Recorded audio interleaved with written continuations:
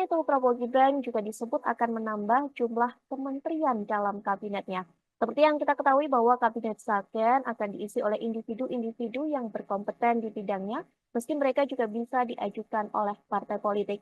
Kini Prabowo sedang merampungkan komposisi menteri di kabinetnya sebelum pelantikan pada 20 Oktober 2024 mendatang. Namun apakah benar kabinet Saken ini dibentuk untuk kepentingan negara ataupun justru sebaliknya hanya sebagai gimmick hingga dalih bagi-bagi kekuasaan? Hari ini kita akan membahasnya bersama Direktur Eksekutif Skala Data Indonesia, ada Arief Nurul Imam. Kita sapa terlebih dahulu di sana.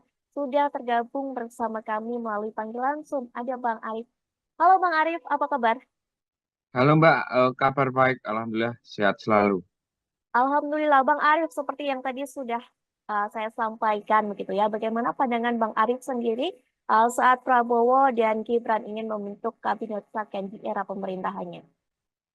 Iya, saya kira wacana ajakan kabinet itu hampir muncul dalam setiap kepemimpinan baru, terutama sejak reformasi digulirkan. Setiap pemimpin hasil pemilihan presiden hampir semua menggulirkan wacana yakin kabinet.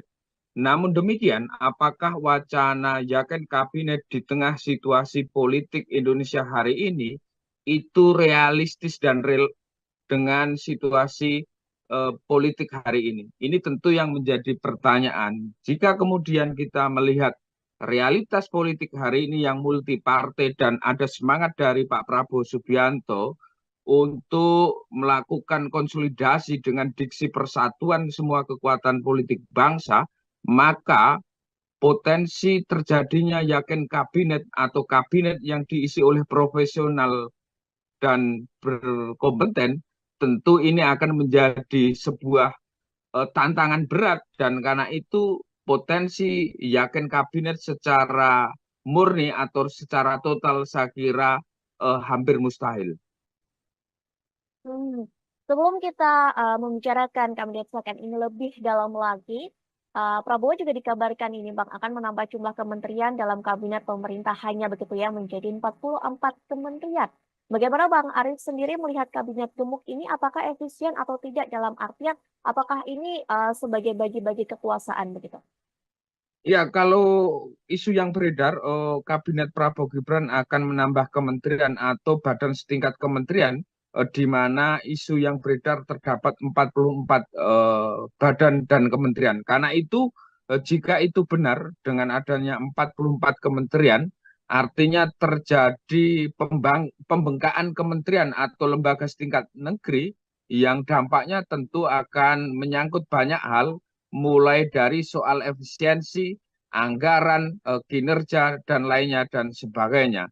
Apakah ini bermaksud untuk meningkatkan kinerja dan efektivitas dalam mewujudkan program Prabowo Gibran? Tentu ini juga masih kita lihat sejauh mana dari kementerian-kementerian yang kemudian disorongkan oleh Prabowo Gibran ke depan.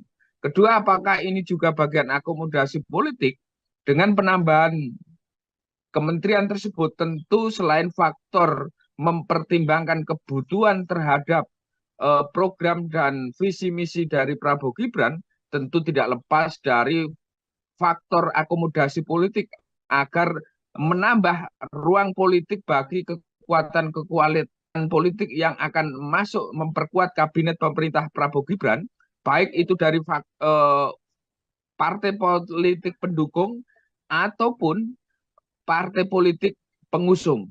Partai politik pengusung yang dalam Pilpres kemarin mengusung misal seperti Gerindra, Golkar, Pan Demokrat, Prima, Gelora, PSI, dan ada juga tambahan dari partai pendukung yang potensi masuk seperti Nasdem, PKB, dan PKS. Tentu juga ada potensi dari Partai Perindo yang meskipun tidak lolos di parlemen, ini juga rumornya akan masuk. Dari itu semua, maka penambahan kursi kabinet ini juga beraroma untuk bagian eh, melakukan akomodasi politik.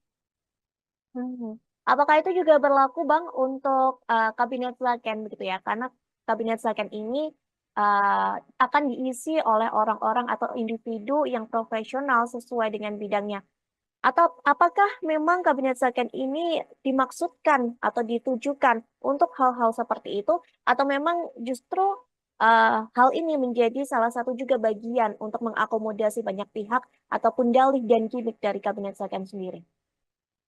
Ya, soal ini tentu saya punya analisa sendiri yang sering Mhm. saya sampaikan di banyak media, baik dalam setiap penyusunan kabinet pemerintah baru. Setidaknya dari hasil analisa saya atau pendapat saya ada tiga mekanisme rekrutmen menteri yang berdasarkan eh, tiga faktor. Pertama, faktor basis meritokrasi, yakni rekrutmen berbasis kompetensi, pengalaman, rekam jejak, integritas, dan lainnya, dan sebagainya. Itu yang kemudian disebut profesional. Kedua, rekrutmen menteri berbasis akomodasi politik, yaitu rekrutmen menteri sebagai alat untuk memberi ruang atau mengakomodasi kekuatan politik yang ingin bergabung dalam pemerintah yang akan dibentuk. Ketiga yaitu faktor kombinasi antara basis meritokrasi dan basis akomodasi politik. Artinya apa? Artinya dari setiap menteri yang dipilih tentu dia merupakan representasi kekuatan politik, misalnya partai politik, dan juga memiliki kompetensi pengalaman di bidang tertentu yang itu akan menunjang ketika terpilih menjadi menteri.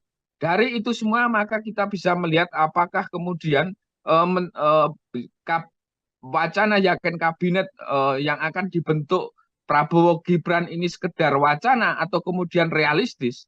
Secara realitas politik pembentukan yakin kabinet ini bisa dikatakan hampir mustahil atau sekedar ilusi politik saja.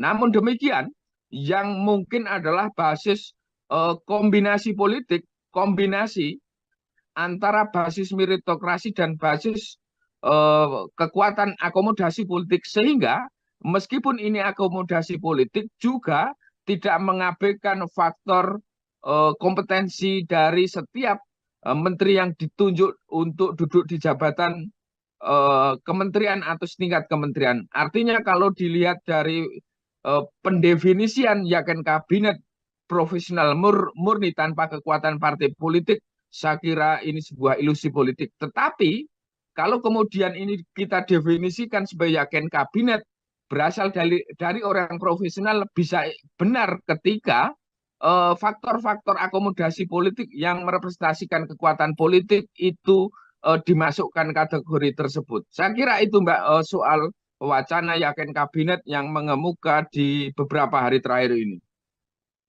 Baik, namun apakah menurut Bang Arif sendiri dengan dibentuknya Kabinet Second ini berarti Prabowo mengabaikan hingga merendahkan kadar partai, meskipun memang disebut bisa juga berasal dari kalangan parpol? Ya, saya kira tidak merendahkan partai politik, karena partai politik selain sebagai alat artikulasi politik juga merupakan alat kaderisasi politik. Sehingga tantangan partai politik adalah melakukan kaderisasi, tidak hanya kaderisasi politik, tetapi juga kaderisasi profesional. Artinya partai politik juga harus mengkader orang-orang profesional yang kemudian melek politik dan kemudian siap didistribusikan ketika harus menunjuk kader-kadernya untuk diduduk di jabatan-jabatan strategis, misalnya menteri. Karena itu apa yang disampaikan Prabowo Subianto itu saya kira sebagai jalan kompromi antara keinginan untuk membentuk yakin kabinet yang profesional dengan realitas politik yang multi partai, sehingga mau tidak mau harus melakukan akomodasi politik. Mhm. Lalu Bang, dengan adanya Kabinet Second dan Kabinet Gemuk ini begitu ya, apakah gerak pemerintah ini semakin lincah atau justru sebaliknya gerak kabinet akan melambat begitu ya, mengingat penambahan kementerian justru memperpanjang rantai birokrasi dan menambah beban dari operasional?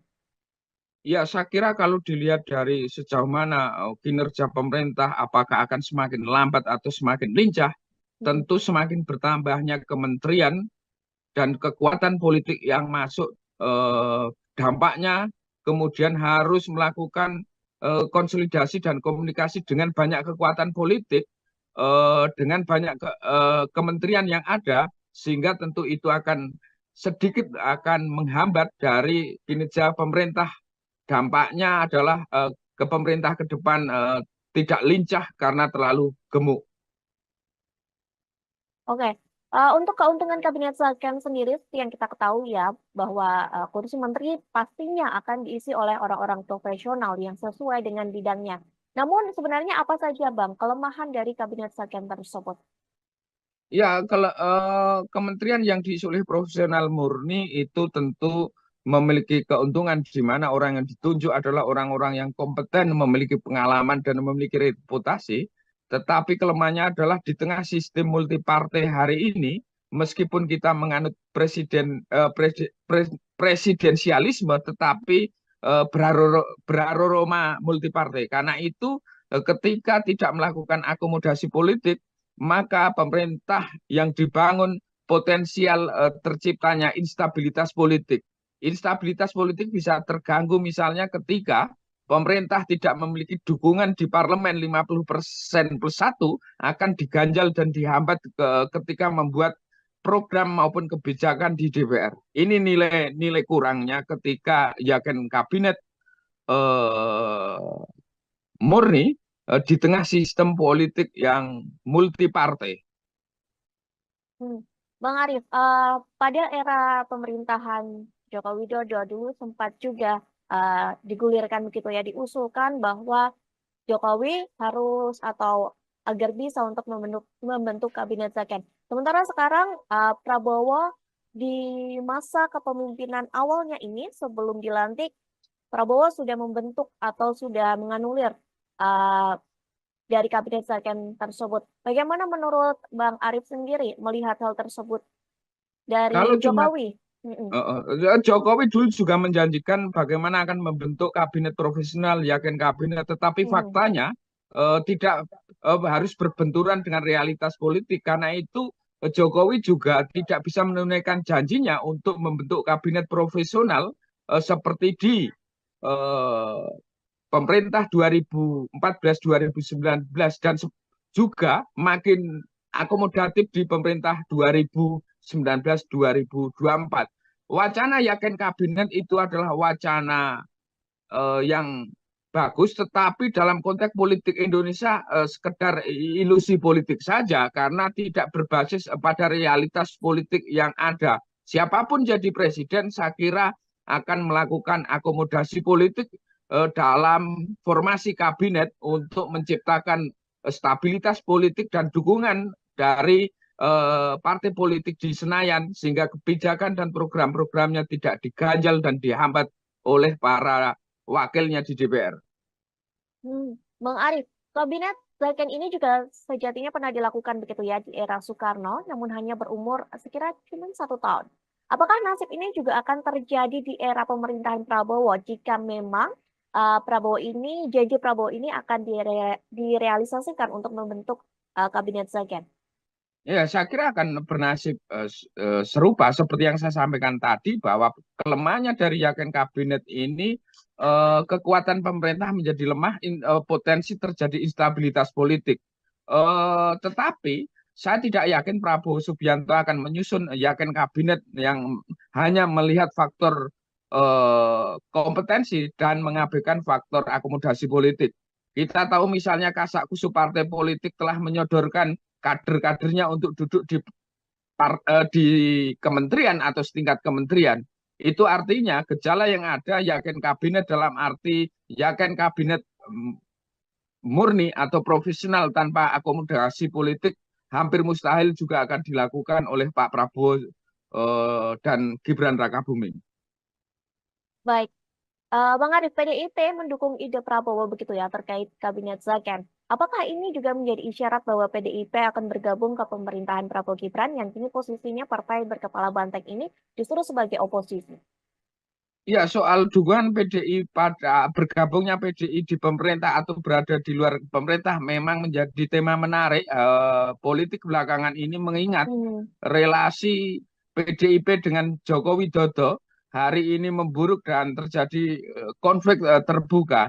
Padahal kita tahu bahwa Prabowo Gibran didukung penuh oleh Jokowi, bahkan anaknya Gibran Rakabuming menjadi calon wakil presidennya Prabowo Subianto.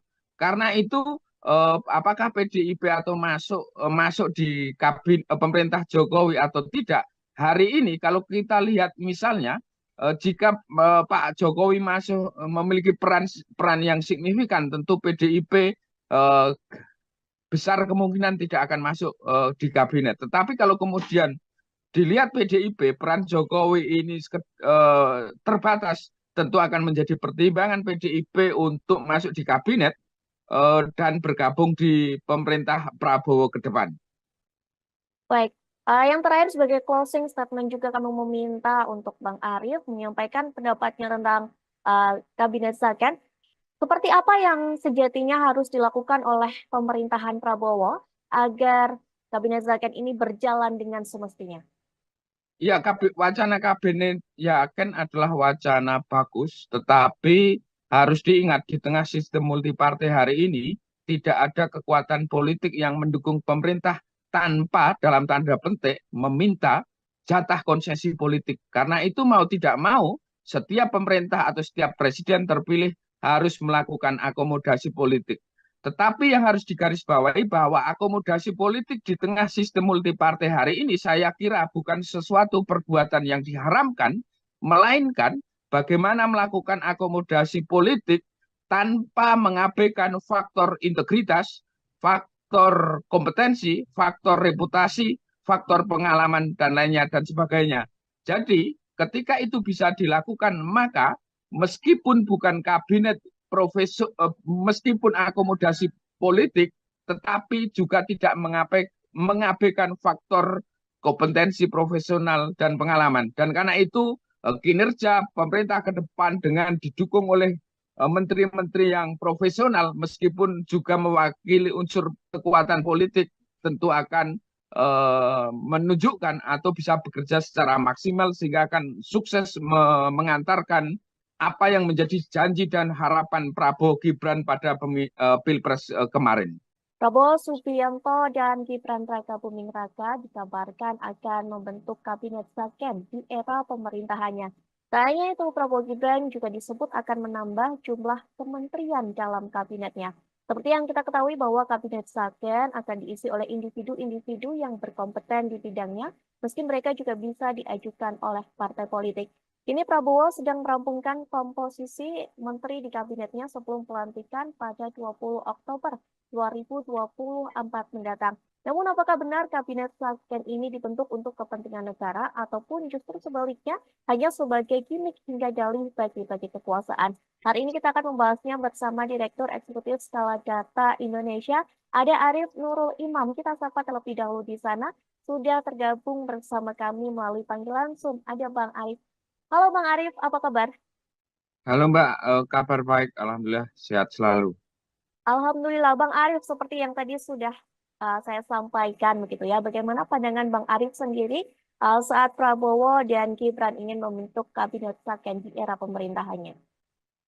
Iya, saya kira wacana Zakan kabinet itu hampir muncul dalam setiap kepemimpinan baru, terutama sejak reformasi digulirkan. Setiap pemimpin hasil pemilihan presiden hampir semua menggulirkan wacana Yaken kabinet. Namun demikian, apakah wacana Yaken kabinet di tengah situasi politik Indonesia hari ini itu realistis dan dengan situasi politik hari ini? Ini tentu yang menjadi pertanyaan. Jika kemudian kita melihat realitas politik hari ini yang multi partai dan ada semangat dari Pak Prabowo Subianto untuk melakukan konsolidasi dengan diksi persatuan semua kekuatan politik bangsa, maka potensi terjadinya Yakin kabinet atau kabinet yang diisi oleh profesional dan berkompeten, tentu ini akan menjadi sebuah tantangan berat, dan karena itu potensi Yakin kabinet secara murni atau secara total saya kira hampir mustahil. Hmm. Sebelum kita membicarakan kabinet second ini lebih dalam lagi, Prabowo juga dikabarkan ini Bang akan menambah jumlah kementerian dalam kabinet pemerintahannya begitu ya menjadi 44 kementerian. Bagaimana Bang Arief sendiri melihat kabinet gemuk ini apakah efisien atau tidak dalam artian apakah ini sebagai bagi-bagi kekuasaan begitu? Ya, kalau isu yang beredar, Kabinet Prabowo Gibran akan menambah kementerian atau badan setingkat kementerian, di mana isu yang beredar terdapat 44 badan dan kementerian. Karena itu, jika itu benar dengan adanya 44 kementerian, artinya terjadi pembengkakan kementerian atau lembaga setingkat negeri yang dampaknya tentu akan menyangkut banyak hal mulai dari soal efisiensi, anggaran, kinerja, dan lainnya, dan sebagainya. Apakah ini bermaksud untuk meningkatkan kinerja dan efektivitas dalam mewujudkan program Prabowo Gibran? Tentu ini juga masih kita lihat sejauh mana dari kementerian-kementerian yang kemudian disorongkan oleh Prabowo Gibran ke depan.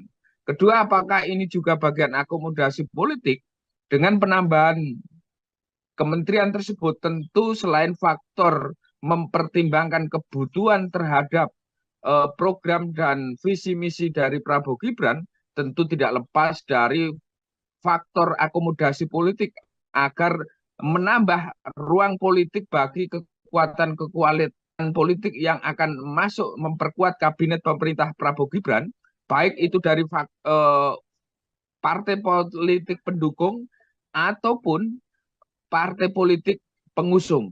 Partai politik pengusung yang dalam Pilpres kemarin mengusung misal seperti Gerindra, Golkar, Pan Demokrat, Prima, Gelora, PSI, dan ada juga tambahan dari partai pendukung yang potensi masuk seperti Nasdem, PKB, dan PKS. Tentu juga ada potensi dari Partai Perindo yang meskipun tidak lolos di parlemen, ini juga rumornya akan masuk. Dari itu semua, maka penambahan kursi kabinet ini juga beraroma untuk bagian eh, melakukan akomodasi politik. Hmm. Apakah itu juga berlaku Bang untuk kabinet second begitu ya? Karena kabinet second ini akan diisi oleh orang-orang atau individu yang profesional sesuai dengan bidangnya. Atau apakah memang kabinet second ini dimaksudkan atau ditujukan untuk hal-hal seperti itu? Atau memang justru hal ini menjadi salah satu juga bagian untuk mengakomodasi banyak pihak ataupun dalih dan gimmick dari kabinet second sendiri? Ya, soal ini tentu saya punya analisa sendiri yang sering saya Mhm. sampaikan di banyak media, baik dalam setiap penyusunan kabinet pemerintah baru. Setidaknya dari hasil analisa saya atau pendapat saya ada tiga mekanisme rekrutmen menteri yang berdasarkan eh, tiga faktor. Pertama, faktor basis meritokrasi, yakni rekrutmen berbasis kompetensi, pengalaman, rekam jejak, integritas, dan lainnya, dan sebagainya. Itu yang kemudian disebut profesional. Kedua, rekrutmen menteri berbasis akomodasi politik, yaitu rekrutmen menteri sebagai alat untuk memberi ruang atau mengakomodasi kekuatan politik yang ingin bergabung dalam pemerintah yang akan dibentuk. Ketiga yaitu faktor kombinasi antara basis meritokrasi dan basis akomodasi politik. Artinya apa? Artinya dari setiap menteri yang dipilih tentu dia merupakan representasi kekuatan politik, misalnya partai politik, dan juga memiliki kompetensi pengalaman di bidang tertentu yang itu akan menunjang ketika terpilih menjadi menteri. Dari itu semua maka kita bisa melihat apakah kemudian eh, men, eh, wacana yakin kabinet yang akan dibentuk Prabowo Gibran ini sekedar wacana atau kemudian realistis. Secara realitas politik pembentukan yakin kabinet ini bisa dikatakan hampir mustahil atau sekedar ilusi politik saja. Namun demikian, yang mungkin adalah basis kombinasi politik, kombinasi antara basis meritokrasi dan basis kekuatan akomodasi politik, sehingga meskipun ini akomodasi politik juga tidak mengabaikan faktor kompetensi dari setiap menteri yang ditunjuk untuk duduk di jabatan kementerian atau setingkat kementerian. Artinya kalau dilihat dari pendefinisian yakin kabinet profesional murni tanpa kekuatan partai politik, saya kira ini sebuah ilusi politik. Tetapi kalau kemudian ini kita definisikan sebagai yakin kabinet berasal dari orang profesional, bisa benar ketika faktor-faktor akomodasi politik yang merepresentasikan kekuatan politik itu dimasukkan kategori tersebut. Saya kira itu Mbak, soal wacana yakin kabinet yang mengemuka di beberapa hari terakhir ini. Baik, namun apakah menurut Bang Arief sendiri dengan dibentuknya Kabinet Second ini berarti Prabowo mengabaikan hingga merendahkan kadar partai meskipun memang disebut bisa juga berasal dari kalangan parpol? Ya, saya kira tidak merendahkan partai politik, karena partai politik selain sebagai alat artikulasi politik juga merupakan alat kaderisasi politik. Sehingga tantangan partai politik adalah melakukan kaderisasi, tidak hanya kaderisasi politik, tetapi juga kaderisasi profesional. Artinya partai politik juga harus mengkader orang-orang profesional yang kemudian melek politik dan kemudian siap didistribusikan ketika harus menunjuk kader-kadernya untuk diduduk di jabatan-jabatan strategis, misalnya menteri. Karena itu apa yang disampaikan Prabowo Subianto itu saya kira sebagai jalan kompromi antara keinginan untuk membentuk yakin kabinet yang profesional dengan realitas politik yang multi partai, sehingga mau tidak mau harus melakukan akomodasi politik. Mhm. Lalu Bang, dengan adanya Kabinet Second dan Kabinet Gemuk ini begitu ya, apakah gerak pemerintah ini semakin lincah atau justru sebaliknya gerak kabinet akan melambat begitu ya, mengingat penambahan kementerian justru memperpanjang rantai birokrasi dan menambah beban dari operasional? Ya, saya kira kalau dilihat dari sejauh mana kinerja pemerintah, apakah akan semakin lambat atau semakin lincah, Mhm. tentu semakin bertambahnya kementerian dan kekuatan politik yang masuk, dampaknya kemudian harus melakukan konsolidasi dan komunikasi dengan banyak kekuatan politik, dengan banyak kementerian yang ada, sehingga tentu itu akan sedikit akan menghambat dari kinerja pemerintah. Dampaknya adalah ke pemerintah ke depan tidak lincah karena terlalu gemuk. Oke, untuk keuntungan Kabinet Second sendiri seperti yang kita ketahui ya, bahwa kursi menteri pastinya akan diisi oleh orang-orang profesional yang sesuai dengan bidangnya. Namun sebenarnya apa saja Bang kelemahan dari Kabinet Second tersebut? Ya, kalau kementerian yang diisi oleh profesional murni itu tentu memiliki keuntungan, di mana orang yang ditunjuk adalah orang-orang yang kompeten, memiliki pengalaman dan memiliki reputasi. Tetapi kelemahannya adalah di tengah sistem multipartai hari ini, meskipun kita menganut presidensialisme, tetapi beraroma multipartai. Karena itu, ketika tidak melakukan akomodasi politik, maka pemerintah yang dibangun potensial terciptanya instabilitas politik.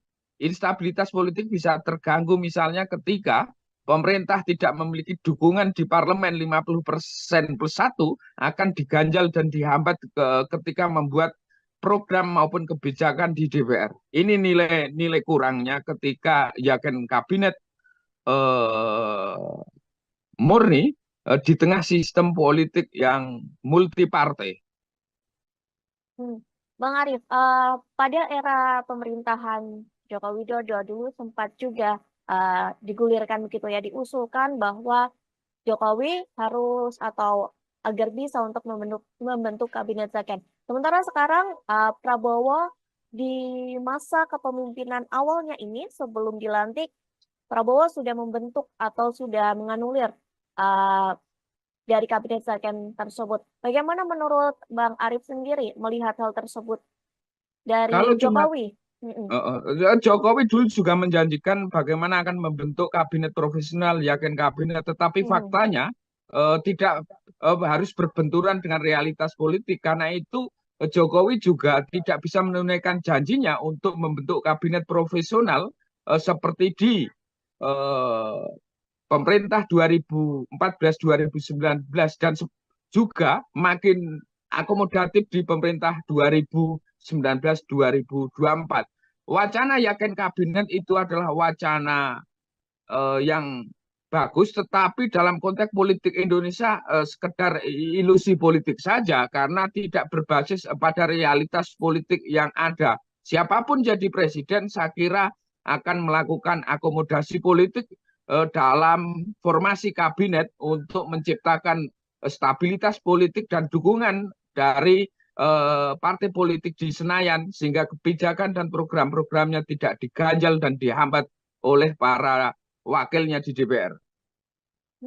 Bang Arif, kabinet Zaken ini juga sejatinya pernah dilakukan begitu ya di era Soekarno, namun hanya berumur sekira cuma 1 tahun.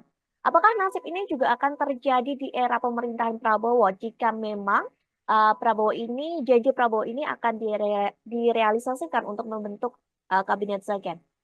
Ya, saya kira akan bernasib serupa seperti yang saya sampaikan tadi bahwa kelemahannya dari yakin kabinet ini kekuatan pemerintah menjadi lemah, potensi terjadi instabilitas politik.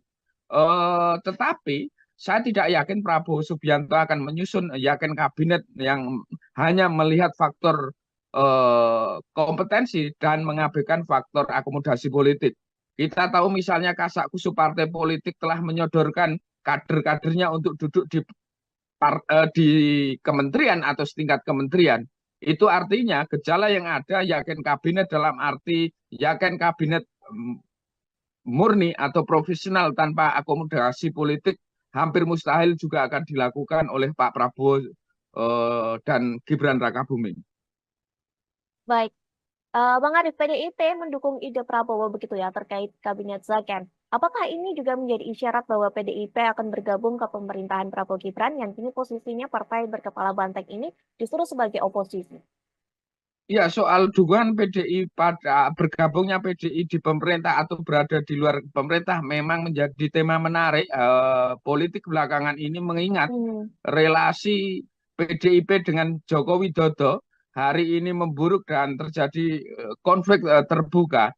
Padahal kita tahu bahwa Prabowo Gibran didukung penuh oleh Jokowi, bahkan anaknya Gibran Rakabuming menjadi calon wakil presidennya Prabowo Subianto. Karena itu apakah PDIP atau masuk di pemerintah Jokowi atau tidak? Hari ini kalau kita lihat misalnya jika Pak Jokowi masuk memiliki peran yang signifikan, tentu PDIP besar kemungkinan tidak akan masuk di kabinet. Tetapi kalau kemudian dilihat PDIP, peran Jokowi ini terbatas, tentu akan menjadi pertimbangan PDIP untuk masuk di kabinet dan bergabung di pemerintah Prabowo ke depan. baik. Yang terakhir sebagai closing statement juga kami meminta untuk Bang Arif menyampaikan pendapatnya tentang kabinet Zaken. Seperti apa yang sejatinya harus dilakukan oleh pemerintahan Prabowo agar kabinet Zaken ini berjalan dengan semestinya?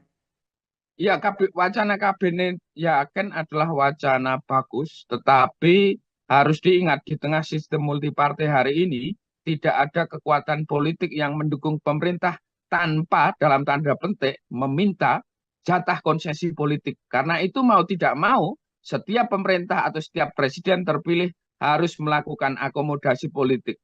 Tetapi yang harus digarisbawahi bahwa akomodasi politik di tengah sistem multipartai hari ini saya kira bukan sesuatu perbuatan yang diharamkan, melainkan bagaimana melakukan akomodasi politik tanpa mengabaikan faktor integritas, faktor kompetensi, faktor reputasi, faktor pengalaman, dan lainnya, dan sebagainya.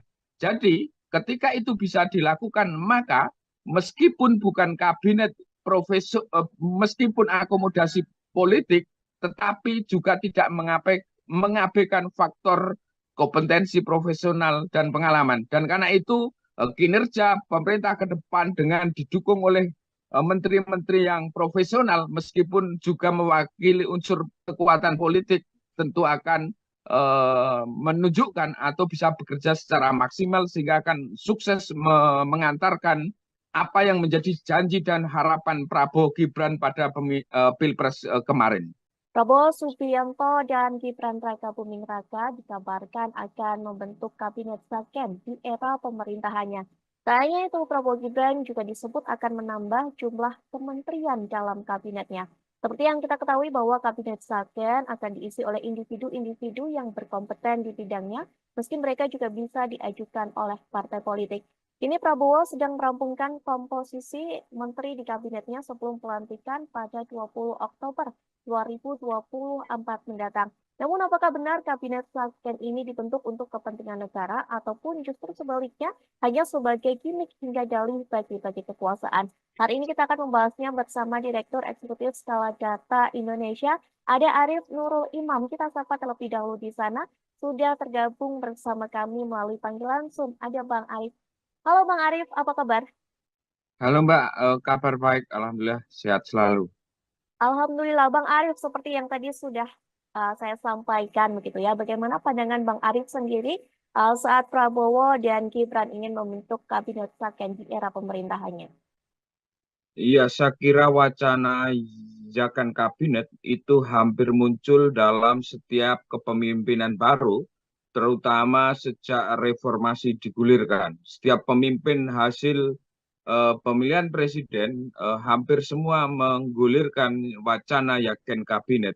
Namun demikian, apakah wacana Yakin kabinet di tengah situasi politik Indonesia hari ini itu realistis dan real dengan situasi politik hari ini? Ini tentu yang menjadi pertanyaan. Jika kemudian kita melihat realitas politik hari ini yang multi partai dan ada semangat dari Pak Prabowo Subianto untuk melakukan konsolidasi dengan diksi persatuan semua kekuatan politik bangsa, maka potensi terjadinya Yakin kabinet atau kabinet yang diisi oleh profesional dan berkompeten tentu ini akan menjadi sebuah tantangan berat, dan karena itu potensi Yakin kabinet secara murni atau secara total saya kira hampir mustahil. Hmm.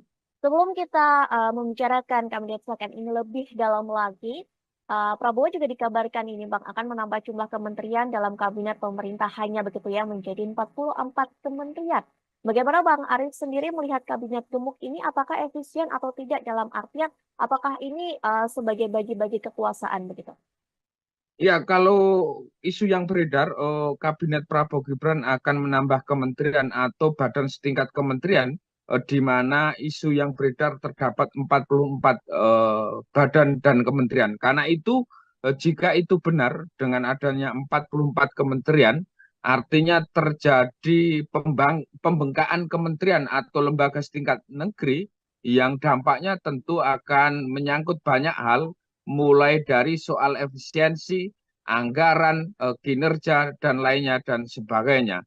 Apakah ini bermaksud untuk meningkatkan kinerja dan efektivitas dalam mewujudkan program Prabowo Gibran? Tentu ini juga masih kita lihat sejauh mana dari kementerian-kementerian yang kemudian disorongkan oleh Prabowo Gibran ke depan. Kedua, apakah ini juga bagian akomodasi politik dengan penambahan kementerian tersebut? Tentu selain faktor mempertimbangkan kebutuhan terhadap program dan visi misi dari Prabowo Gibran, tentu tidak lepas dari faktor akomodasi politik agar menambah ruang politik bagi kekuatan politik yang akan masuk memperkuat kabinet pemerintah Prabowo Gibran, baik itu dari partai politik pendukung ataupun partai politik pengusung. Partai politik pengusung yang dalam Pilpres kemarin mengusung misal seperti Gerindra, Golkar, Pan Demokrat, Prima, Gelora, PSI, dan ada juga tambahan dari partai pendukung yang potensi masuk seperti Nasdem, PKB, dan PKS. Tentu juga ada potensi dari Partai Perindo yang meskipun tidak lolos di parlemen, ini juga rumornya akan masuk. Dari itu semua, maka penambahan kursi kabinet ini juga beraroma untuk bagian eh, melakukan akomodasi politik. Mhm. Apakah itu juga berlaku Bang untuk Kabinet Slaken begitu ya? Karena Kabinet Slaken ini akan diisi oleh orang-orang atau individu yang profesional sesuai dengan bidangnya. Atau apakah memang Kabinet Slaken ini dimaksudkan atau ditujukan untuk hal-hal seperti itu? Atau memang justru hal ini menjadi salah satu juga bagian untuk mengakomodasi banyak pihak ataupun dalih dan gimmick dari Kabinet Slaken sendiri? Ya, soal ini tentu saya punya analisa sendiri yang sering Mhm. saya sampaikan di banyak media, baik dalam setiap penyusunan kabinet pemerintah baru. Setidaknya dari hasil analisa saya atau pendapat saya ada tiga mekanisme rekrutmen menteri yang berdasarkan eh, tiga faktor. Pertama, faktor basis meritokrasi, yakni rekrutmen berbasis kompetensi, pengalaman, rekam jejak, integritas, dan lainnya, dan sebagainya. Itu yang kemudian disebut profesional. Kedua, rekrutmen menteri berbasis akomodasi politik, yaitu rekrutmen menteri sebagai alat untuk memberi ruang atau mengakomodasi kekuatan politik yang ingin bergabung dalam pemerintah yang akan dibentuk. Ketiga yaitu faktor kombinasi antara basis meritokrasi dan basis akomodasi politik. Artinya apa? Artinya dari setiap menteri yang dipilih tentu dia merupakan representasi kekuatan politik, misalnya partai politik, dan juga memiliki kompetensi pengalaman di bidang tertentu yang itu akan menunjang ketika terpilih menjadi menteri. Dari itu semua maka kita bisa melihat apakah kemudian eh, men, eh, kap, wacana yakin kabinet yang akan dibentuk Prabowo Gibran ini sekedar wacana atau kemudian realistis. Secara realitas politik pembentukan yakin kabinet ini bisa dikatakan hampir mustahil atau sekedar ilusi politik saja.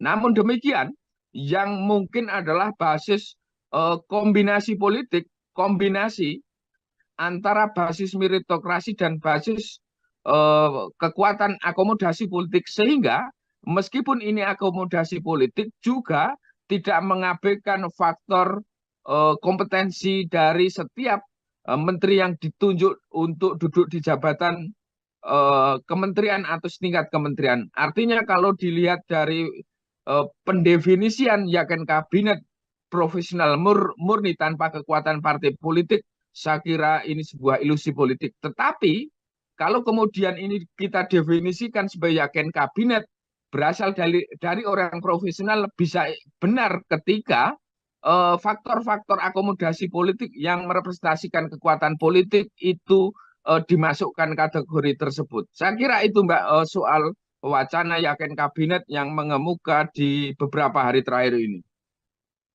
Baik, namun apakah menurut Bang Arif sendiri dengan dibentuknya Kabinet Slaken ini berarti Prabowo mengabaikan hingga merendahkan kadar partai meskipun memang disebut bisa juga berasal dari kalangan parpol? Ya, saya kira tidak merendahkan partai politik, karena partai politik selain sebagai alat artikulasi politik juga merupakan alat kaderisasi politik. Sehingga tantangan partai politik adalah melakukan kaderisasi, tidak hanya kaderisasi politik, tetapi juga kaderisasi profesional.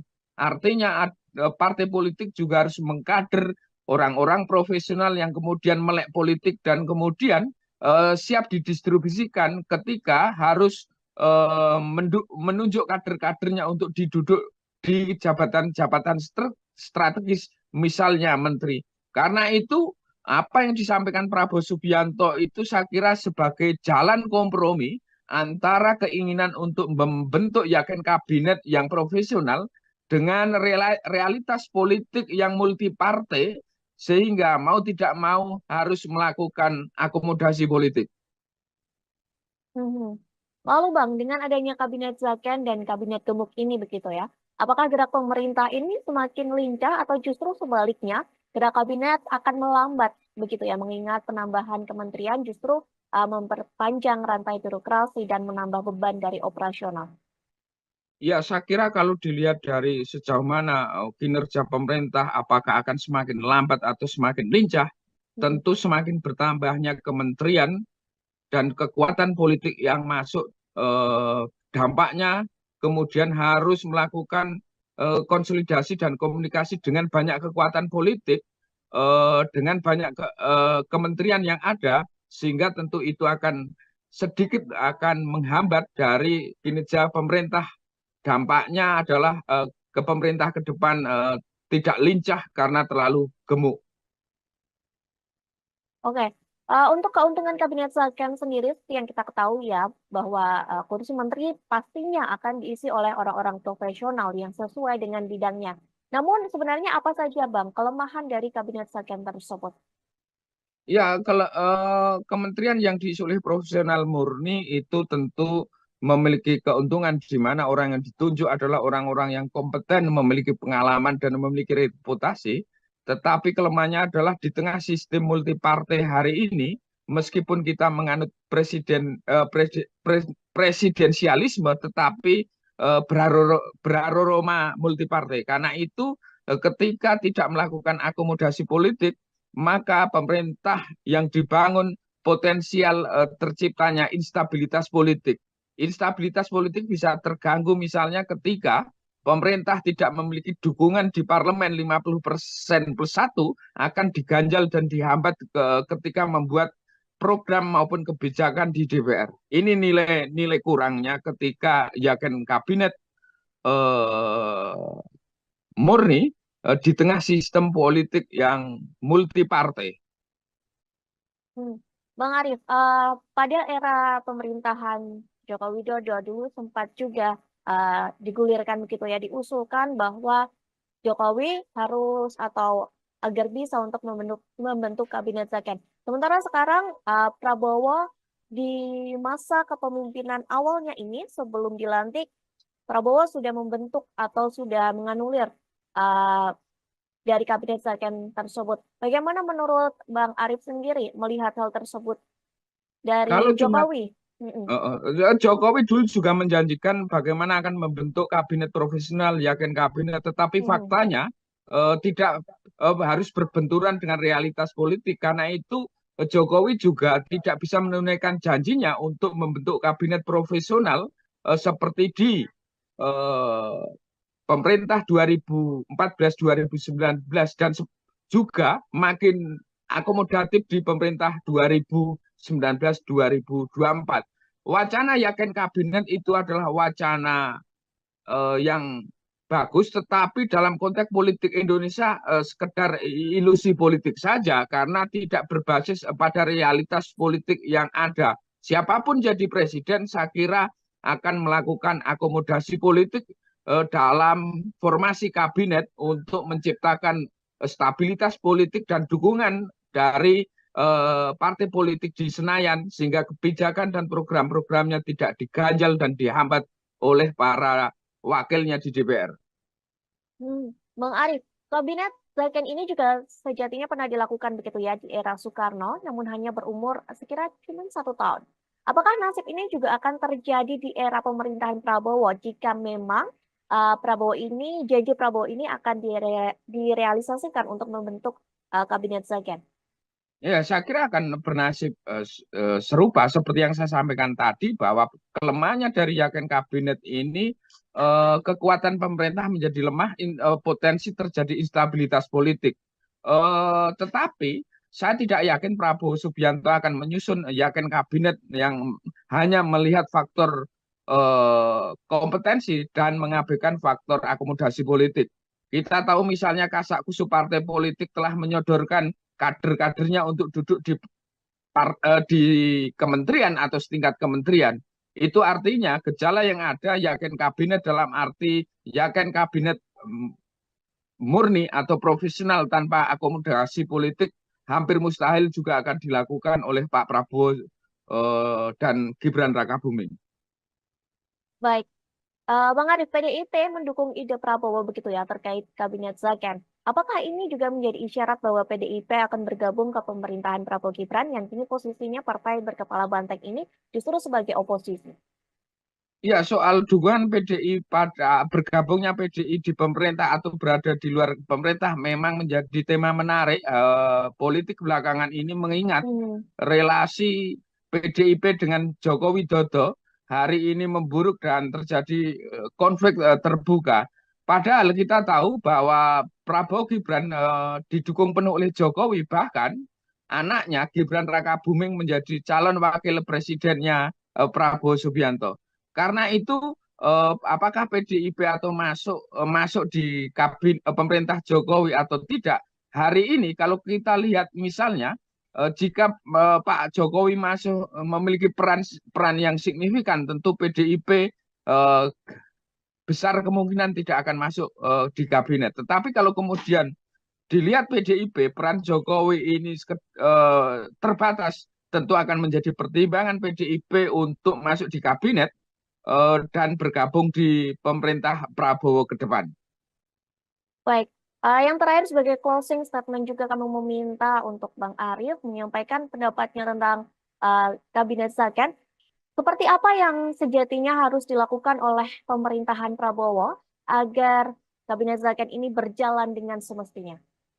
Ya, wacana kabinet yakin adalah wacana bagus, tetapi harus diingat di tengah sistem multipartai hari ini tidak ada kekuatan politik yang mendukung pemerintah tanpa dalam tanda petik meminta jatah konsesi politik. Karena itu mau tidak mau setiap pemerintah atau setiap presiden terpilih harus melakukan akomodasi politik. Tetapi yang harus digarisbawahi bahwa akomodasi politik di tengah sistem multipartai hari ini saya kira bukan sesuatu perbuatan yang diharamkan, melainkan bagaimana melakukan akomodasi politik tanpa mengabaikan faktor integritas, faktor kompetensi, faktor reputasi, faktor pengalaman, dan lainnya, dan sebagainya. Jadi, ketika itu bisa dilakukan, maka meskipun bukan kabinet meskipun akomodasi politik, tetapi juga tidak mengabaikan faktor kompetensi profesional dan pengalaman. Dan karena itu kinerja pemerintah ke depan dengan didukung oleh menteri-menteri yang profesional, meskipun juga mewakili unsur kekuatan politik, tentu akan menunjukkan atau bisa bekerja secara maksimal sehingga akan sukses mengantarkan apa yang menjadi janji dan harapan Prabowo Gibran pada Pilpres kemarin. Prabowo Subianto dan Gibran Rakabuming Raka dikabarkan akan membentuk Kabinet Zaken di era pemerintahannya. Tak hanya itu, Prabowo Gibran juga disebut akan menambah jumlah kementerian dalam kabinetnya. Seperti yang kita ketahui bahwa Kabinet Zaken akan diisi oleh individu-individu yang berkompeten di bidangnya, meski mereka juga bisa diajukan oleh partai politik. Kini Prabowo sedang merampungkan komposisi menteri di kabinetnya sebelum pelantikan pada 20 Oktober 2024 mendatang. Namun apakah benar Kabinet Zaken ini dibentuk untuk kepentingan negara ataupun justru sebaliknya hanya sebagai gimmick hingga dalih bagi-bagi kekuasaan? Hari ini kita akan membahasnya bersama Direktur Eksekutif Skala Data Indonesia, ada Arif Nurul Imam. Kita sapa terlebih dahulu di sana. Sudah tergabung bersama kami melalui panggilan Zoom. Ada Bang Arif. Halo Bang Arif, apa kabar? Halo Mbak, kabar baik, Alhamdulillah sehat selalu. Alhamdulillah Bang Arif, seperti yang tadi sudah saya sampaikan begitu ya. Bagaimana pandangan Bang Arif sendiri saat Prabowo dan Gibran ingin membentuk kabinet Zaken di era pemerintahannya? Iya, saya kira wacana Zakan kabinet itu hampir muncul dalam setiap kepemimpinan baru, terutama sejak reformasi digulirkan. Setiap pemimpin hasil pemilihan presiden hampir semua menggulirkan wacana Yakin kabinet.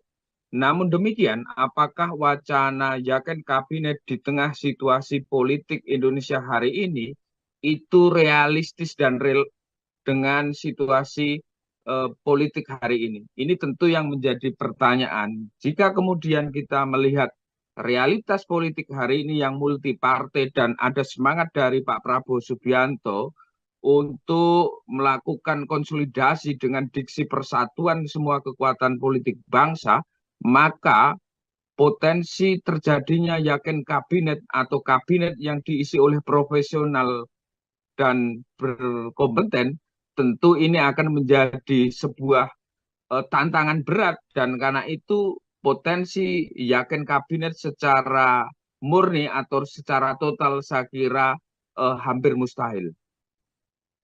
Hmm. Sebelum kita membicarakan kabinet second ini lebih dalam lagi, Prabowo juga dikabarkan ini Bang akan menambah jumlah kementerian dalam kabinet pemerintahannya begitu ya menjadi 44 kementerian. Bagaimana Bang Arief sendiri melihat kabinet gemuk ini apakah efisien atau tidak dalam artian apakah ini sebagai bagi-bagi kekuasaan begitu? Ya, kalau isu yang beredar, Kabinet Prabowo Gibran akan menambah kementerian atau badan setingkat kementerian, di mana isu yang beredar terdapat 44 badan dan kementerian. Karena itu, jika itu benar dengan adanya 44 kementerian, artinya terjadi pembengkakan kementerian atau lembaga setingkat negeri yang dampaknya tentu akan menyangkut banyak hal, mulai dari soal efisiensi, anggaran, kinerja, dan lainnya, dan sebagainya. Apakah ini bermaksud untuk meningkatkan kinerja dan efektivitas dalam mewujudkan program Prabowo Gibran? Tentu ini juga masih kita lihat sejauh mana dari kementerian-kementerian yang kemudian disorongkan oleh Prabowo Gibran ke depan. Kedua, apakah ini juga bagian akomodasi politik dengan penambahan kementerian tersebut? Tentu selain faktor mempertimbangkan kebutuhan terhadap program dan visi misi dari Prabowo Gibran, tentu tidak lepas dari faktor akomodasi politik agar menambah ruang politik bagi kekuatan-kekuatan politik yang akan masuk memperkuat kabinet pemerintah Prabowo Gibran, baik itu dari partai politik pendukung ataupun partai politik pengusung. Partai politik pengusung yang dalam Pilpres kemarin mengusung misal seperti Gerindra, Golkar, Pan, Demokrat, Prima, Gelora, PSI, dan ada juga tambahan dari partai pendukung yang potensi masuk seperti Nasdem, PKB, dan PKS. Tentu juga ada potensi dari Partai Perindo yang meskipun tidak lolos di parlemen, ini juga rumornya akan masuk. Dari itu semua, maka penambahan kursi kabinet ini juga beraroma untuk bagian eh, melakukan akomodasi politik. Hmm. Apakah itu juga berlaku Bang untuk kabinet second begitu ya? Karena kabinet second ini akan diisi oleh orang-orang atau individu yang profesional sesuai dengan bidangnya. Atau apakah memang kabinet second ini dimaksudkan atau ditujukan untuk hal-hal seperti itu? Atau memang justru hal ini menjadi salah satu juga bagian untuk mengakomodasi banyak pihak ataupun dalih dan gimmick dari kabinet second sendiri? Ya, soal ini tentu saya punya analisa sendiri yang sering Hmm. saya sampaikan di banyak media, baik dalam setiap penyusunan kabinet pemerintah baru. Setidaknya dari hasil analisa saya atau pendapat saya ada tiga mekanisme rekrutmen menteri yang berdasarkan eh, tiga faktor. Pertama, faktor basis meritokrasi, yakni rekrutmen berbasis kompetensi, pengalaman, rekam jejak, integritas, dan lainnya, dan sebagainya. Itu yang kemudian disebut profesional. Kedua, rekrutmen menteri berbasis akomodasi politik, yaitu rekrutmen menteri sebagai alat untuk memberi ruang atau mengakomodasi kekuatan politik yang ingin bergabung dalam pemerintah yang akan dibentuk. Ketiga, yaitu faktor kombinasi antara basis meritokrasi dan basis akomodasi politik. Artinya apa? Artinya dari setiap menteri yang dipilih tentu dia merupakan representasi kekuatan politik, misalnya partai politik, dan juga memiliki kompetensi pengalaman di bidang tertentu yang itu akan menunjang ketika terpilih menjadi menteri. Dari itu semua maka kita bisa melihat apakah kemudian eh, men- eh, wacana yakin kabinet yang akan dibentuk Prabowo Gibran ini sekedar wacana atau kemudian realistis. Secara realitas politik pembentukan yakin kabinet ini bisa dikatakan hampir mustahil atau sekedar ilusi politik saja. Namun demikian, yang mungkin adalah basis kombinasi politik, kombinasi antara basis meritokrasi dan basis kekuatan akomodasi politik, sehingga meskipun ini akomodasi politik juga tidak mengabaikan faktor kompetensi dari setiap menteri yang ditunjuk untuk duduk di jabatan kementerian atau setingkat kementerian. Artinya kalau dilihat dari pendefinisian yakin kabinet profesional murni tanpa kekuatan partai politik, saya kira ini sebuah ilusi politik. Tetapi kalau kemudian ini kita definisikan sebagai yakin kabinet berasal dari orang profesional, bisa benar ketika faktor-faktor akomodasi politik yang merepresentasikan kekuatan politik itu dimasukkan kategori tersebut. Saya kira itu Mbak, soal wacana yakin kabinet yang mengemuka di beberapa hari terakhir ini. Baik. Namun apakah menurut Bang Arif sendiri dengan dibentuknya kabinet Saken ini berarti Prabowo mengabaikan hingga merendahkan kadar partai meskipun memang disebut bisa juga berasal dari kalangan parpol? Ya, saya kira tidak merendahkan partai politik, karena partai politik selain sebagai alat artikulasi politik juga merupakan alat kaderisasi politik. Sehingga tantangan partai politik adalah melakukan kaderisasi, tidak hanya kaderisasi politik, tetapi juga kaderisasi profesional. Artinya partai politik juga harus mengkader orang-orang profesional yang kemudian melek politik dan kemudian siap didistribusikan ketika harus menunjuk kader-kadernya untuk diduduk di jabatan-jabatan strategis, misalnya menteri. Karena itu apa yang disampaikan Prabowo Subianto itu saya kira sebagai jalan kompromi antara keinginan untuk membentuk yakin kabinet yang profesional dengan realitas politik yang multi partai, sehingga mau tidak mau harus melakukan akomodasi politik. Mhm. Lalu Bang, dengan adanya kabinet Zaken dan kabinet gemuk ini begitu ya, apakah gerak pemerintah ini semakin lincah atau justru sebaliknya gerak kabinet akan melambat begitu ya, mengingat penambahan kementerian justru memperpanjang rantai birokrasi dan menambah beban dari operasional?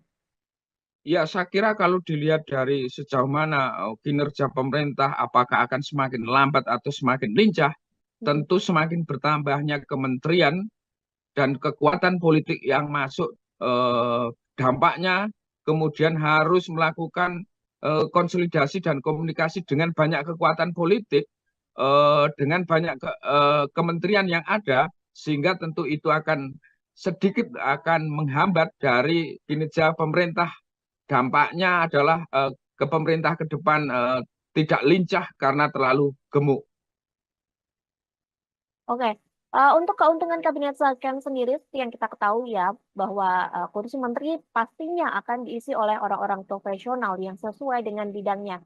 Namun sebenarnya apa saja Bang kelemahan dari kabinet Zaken tersebut? Ya, kalau kementerian yang diisi oleh profesional murni itu tentu memiliki keuntungan di mana orang yang ditunjuk adalah orang-orang yang kompeten, memiliki pengalaman dan memiliki reputasi. Tetapi kelemahannya adalah di tengah sistem multipartai hari ini, meskipun kita menganut presidensialisme, tetapi beraroma multipartai. Karena itu, ketika tidak melakukan akomodasi politik, maka pemerintah yang dibangun potensial terciptanya instabilitas politik. Instabilitas politik bisa terganggu misalnya ketika pemerintah tidak memiliki dukungan di parlemen 50% plus satu, akan diganjal dan dihambat ketika membuat program maupun kebijakan di DPR. Ini nilai kurangnya ketika yakin kabinet eh, murni di tengah sistem politik yang multi partai. Hmm. Bang Arif, pada era pemerintahan Joko Widodo dulu sempat juga digulirkan begitu ya, diusulkan bahwa Jokowi harus atau agar bisa untuk membentuk kabinet second. Sementara sekarang Prabowo di masa kepemimpinan awalnya ini sebelum dilantik, Prabowo sudah membentuk atau sudah menganulir uh, dari kabinet second tersebut. Bagaimana menurut Bang Arif sendiri melihat hal tersebut Kalau dari cuma Jokowi? Mm-mm. Jokowi dulu juga menjanjikan bagaimana akan membentuk kabinet profesional, yakin kabinet, tetapi Mm-mm. faktanya tidak harus berbenturan dengan realitas politik. Karena itu Jokowi juga tidak bisa menunaikan janjinya untuk membentuk kabinet profesional seperti di eh, pemerintah 2014-2019 dan juga makin akomodatif di pemerintah 2019-2024. Wacana yakin kabinet itu adalah wacana yang bagus, tetapi dalam konteks politik Indonesia sekedar ilusi politik saja karena tidak berbasis pada realitas politik yang ada. Siapapun jadi presiden, saya kira akan melakukan akomodasi politik dalam formasi kabinet untuk menciptakan stabilitas politik dan dukungan dari partai politik di Senayan sehingga kebijakan dan program-programnya tidak diganjal dan dihambat oleh para wakilnya di DPR. Bang Arif, kabinet second ini juga sejatinya pernah dilakukan begitu ya di era Soekarno, namun hanya berumur sekira cuma 1 tahun. Apakah nasib ini juga akan terjadi di era pemerintahan Prabowo jika memang janji Prabowo ini akan direalisasikan untuk membentuk kabinet second? Ya, saya kira akan bernasib serupa seperti yang saya sampaikan tadi bahwa kelemahannya dari yakin kabinet ini kekuatan pemerintah menjadi lemah, potensi terjadi instabilitas politik. Tetapi saya tidak yakin Prabowo Subianto akan menyusun yakin kabinet yang hanya melihat faktor kompetensi dan mengabaikan faktor akomodasi politik. Kita tahu misalnya kasak kusuk partai politik telah menyodorkan kader-kadernya untuk duduk di kementerian atau setingkat kementerian. Itu artinya gejala yang ada yakin kabinet dalam arti yakin kabinet murni atau profesional tanpa akomodasi politik hampir mustahil juga akan dilakukan oleh Pak Prabowo dan Gibran Rakabuming. Baik, Bang Arif, PDIP mendukung ide Prabowo begitu ya terkait kabinet second. Apakah ini juga menjadi isyarat bahwa PDIP akan bergabung ke pemerintahan Prabowo Gibran yang kini posisinya partai berkepala banteng ini justru sebagai oposisi? Ya, soal dukungan PDI pada bergabungnya PDI di pemerintah atau berada di luar pemerintah memang menjadi tema menarik politik belakangan ini mengingat Hmm. relasi PDIP dengan Joko Widodo hari ini memburuk dan terjadi konflik terbuka. Padahal kita tahu bahwa Prabowo Gibran didukung penuh oleh Jokowi, bahkan anaknya Gibran Rakabuming menjadi calon wakil presidennya Prabowo Subianto. Karena itu apakah PDIP atau masuk di pemerintah Jokowi atau tidak?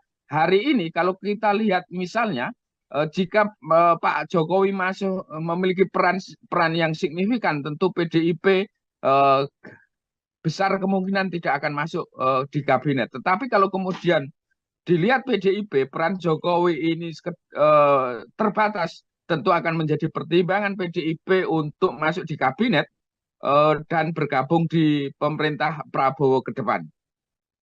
Baik, yang terakhir sebagai closing statement juga kami meminta untuk Bang Arif menyampaikan pendapatnya tentang kabinet second. Seperti apa yang sejatinya harus dilakukan oleh pemerintahan Prabowo agar kabinet second ini berjalan dengan semestinya? Ya, wacana kabinet yakin adalah wacana bagus, tetapi harus diingat di tengah sistem multipartai hari ini tidak ada kekuatan politik yang mendukung pemerintah tanpa dalam tanda petik meminta jatah konsesi politik. Karena itu mau tidak mau setiap pemerintah atau setiap presiden terpilih harus melakukan akomodasi politik. Tetapi yang harus digarisbawahi bahwa akomodasi politik di tengah sistem multipartai hari ini saya kira bukan sesuatu perbuatan yang diharamkan, melainkan bagaimana melakukan akomodasi politik tanpa mengabaikan faktor integritas, faktor kompetensi, faktor reputasi, faktor pengalaman, dan lainnya, dan sebagainya. Jadi, ketika itu bisa dilakukan, maka meskipun bukan kabinet meskipun akomodasi politik, tetapi juga tidak mengabaikan faktor kompetensi profesional dan pengalaman. Dan karena itu kinerja pemerintah ke depan dengan didukung oleh menteri-menteri yang profesional, meskipun juga mewakili unsur kekuatan politik, tentu akan menunjukkan atau bisa bekerja secara maksimal sehingga akan sukses mengantarkan apa yang menjadi janji dan harapan Prabowo Gibran pada Pilpres kemarin. Prabowo Subianto dan Gibran Rakabuming Raka dikabarkan akan membentuk kabinet Saken di era pemerintahannya. Tak hanya itu, Prabowo Gibran juga disebut akan menambah jumlah kementerian dalam kabinetnya. Seperti yang kita ketahui bahwa kabinet Saken akan diisi oleh individu-individu yang berkompeten di bidangnya, meski mereka juga bisa diajukan oleh partai politik. Kini Prabowo sedang merampungkan komposisi menteri di kabinetnya sebelum pelantikan pada 20 Oktober 2024 mendatang. Namun apakah benar kabinet Saken ini dibentuk untuk kepentingan negara ataupun justru sebaliknya hanya sebagai gimmick hingga dalih bagi-bagi kekuasaan? Hari ini kita akan membahasnya bersama Direktur Eksekutif Skala Data Indonesia, ada Arief Nurul Imam. Kita sapa terlebih dahulu di sana. Sudah tergabung bersama kami melalui panggilan Zoom. Ada Bang Arief. Halo Bang Arief, apa kabar? Halo Mbak, kabar baik, Alhamdulillah sehat selalu. Alhamdulillah, Bang Arief, seperti yang tadi sudah saya sampaikan begitu ya. Bagaimana pandangan Bang Arief sendiri saat Prabowo dan Gibran ingin membentuk kabinet Saken di era pemerintahannya? Iya, saya kira wacana Zakan kabinet itu hampir muncul dalam setiap kepemimpinan baru, terutama sejak reformasi digulirkan. Setiap pemimpin hasil pemilihan presiden hampir semua menggulirkan wacana Yakin kabinet. Namun demikian, apakah wacana Yakin kabinet di tengah situasi politik Indonesia hari ini itu realistis dan real dengan situasi politik hari ini? Ini tentu yang menjadi pertanyaan. Jika kemudian kita melihat realitas politik hari ini yang multi partai dan ada semangat dari Pak Prabowo Subianto untuk melakukan konsolidasi dengan diksi persatuan semua kekuatan politik bangsa, maka potensi terjadinya Yakin kabinet atau kabinet yang diisi oleh profesional dan berkompeten, tentu ini akan menjadi sebuah tantangan berat, dan karena itu potensi Yakin kabinet secara murni atau secara total saya kira hampir mustahil. Sebelum kita membicarakan kabinet Saken ini lebih dalam lagi, Prabowo juga dikabarkan ini Bang akan menambah jumlah kementerian dalam kabinet pemerintahannya begitu ya menjadi 44 kementerian. Bagaimana Bang Arief sendiri melihat kabinet gemuk ini, apakah efisien atau tidak dalam artian apakah ini sebagai bagi-bagi kekuasaan begitu? Ya, kalau isu yang beredar, Kabinet Prabowo Gibran akan menambah kementerian atau badan setingkat kementerian, di mana isu yang beredar terdapat 44 badan dan kementerian. Karena itu, jika itu benar dengan adanya 44 kementerian, artinya terjadi pembengkakan kementerian atau lembaga setingkat negeri yang dampaknya tentu akan menyangkut banyak hal, mulai dari soal efisiensi, anggaran, kinerja, dan lainnya, dan sebagainya. Apakah ini bermaksud untuk meningkatkan kinerja dan efektivitas dalam mewujudkan program Prabowo Gibran? Tentu ini juga masih kita lihat sejauh mana dari kementerian-kementerian yang kemudian disorongkan oleh Prabowo Gibran ke depan. Kedua, apakah ini juga bagian akomodasi politik? Dengan penambahan kementerian tersebut, tentu selain faktor mempertimbangkan kebutuhan terhadap program dan visi misi dari Prabowo Gibran, tentu tidak lepas dari faktor akomodasi politik agar menambah ruang politik bagi kekuatan politik yang akan masuk memperkuat kabinet pemerintah Prabowo Gibran, baik itu dari partai politik pendukung ataupun partai politik pengusung.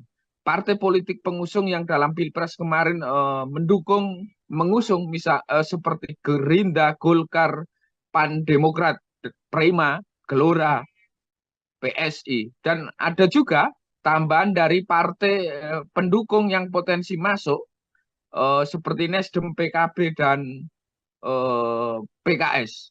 Tentu juga ada potensi dari Partai Perindo yang meskipun tidak lolos di parlemen, ini juga rumornya akan masuk. Dari itu semua, maka penambahan kursi kabinet ini juga beraroma untuk bagian eh, melakukan akomodasi politik. Hmm. Apakah itu juga berlaku Bang untuk kabinet Slaken begitu ya? Karena kabinet Slaken ini akan diisi oleh orang-orang atau individu yang profesional sesuai dengan bidangnya.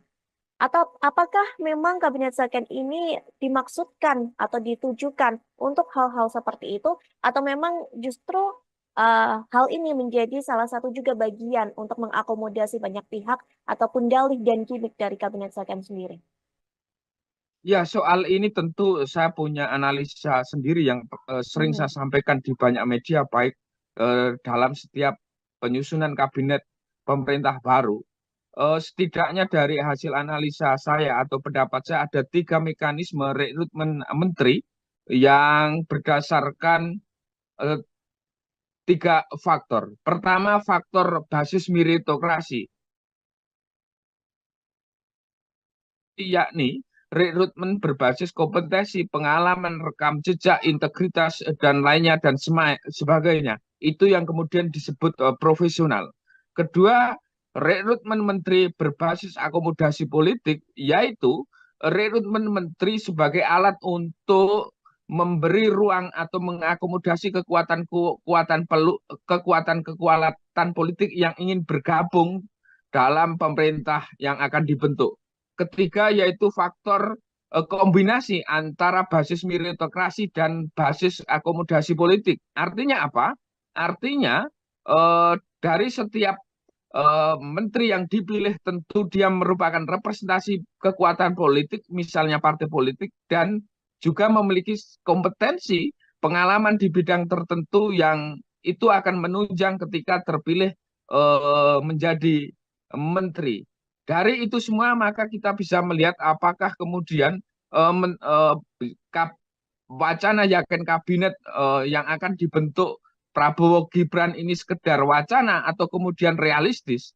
Secara realitas politik pembentukan yakin kabinet ini bisa dikatakan hampir mustahil atau sekedar ilusi politik saja.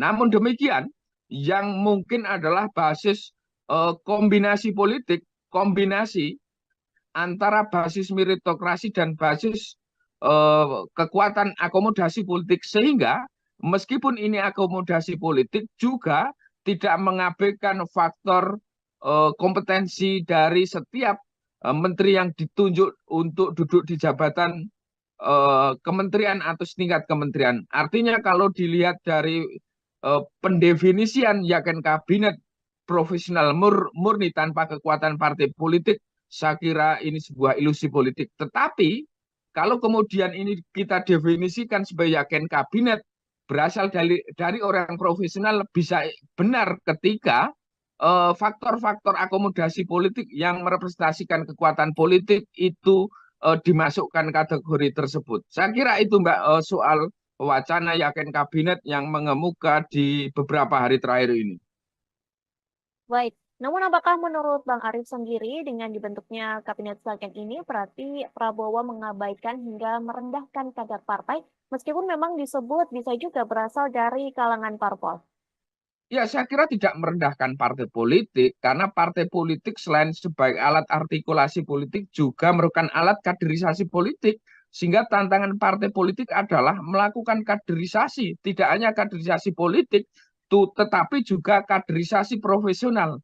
Artinya partai politik juga harus mengkader orang-orang profesional yang kemudian melek politik dan kemudian siap didistribusikan ketika harus menunjuk kader-kadernya untuk diduduk di jabatan-jabatan strategis, misalnya menteri. Karena itu apa yang disampaikan Prabowo Subianto itu saya kira sebagai jalan kompromi antara keinginan untuk membentuk yakin kabinet yang profesional dengan realitas politik yang multipartai, sehingga mau tidak mau harus melakukan akomodasi politik.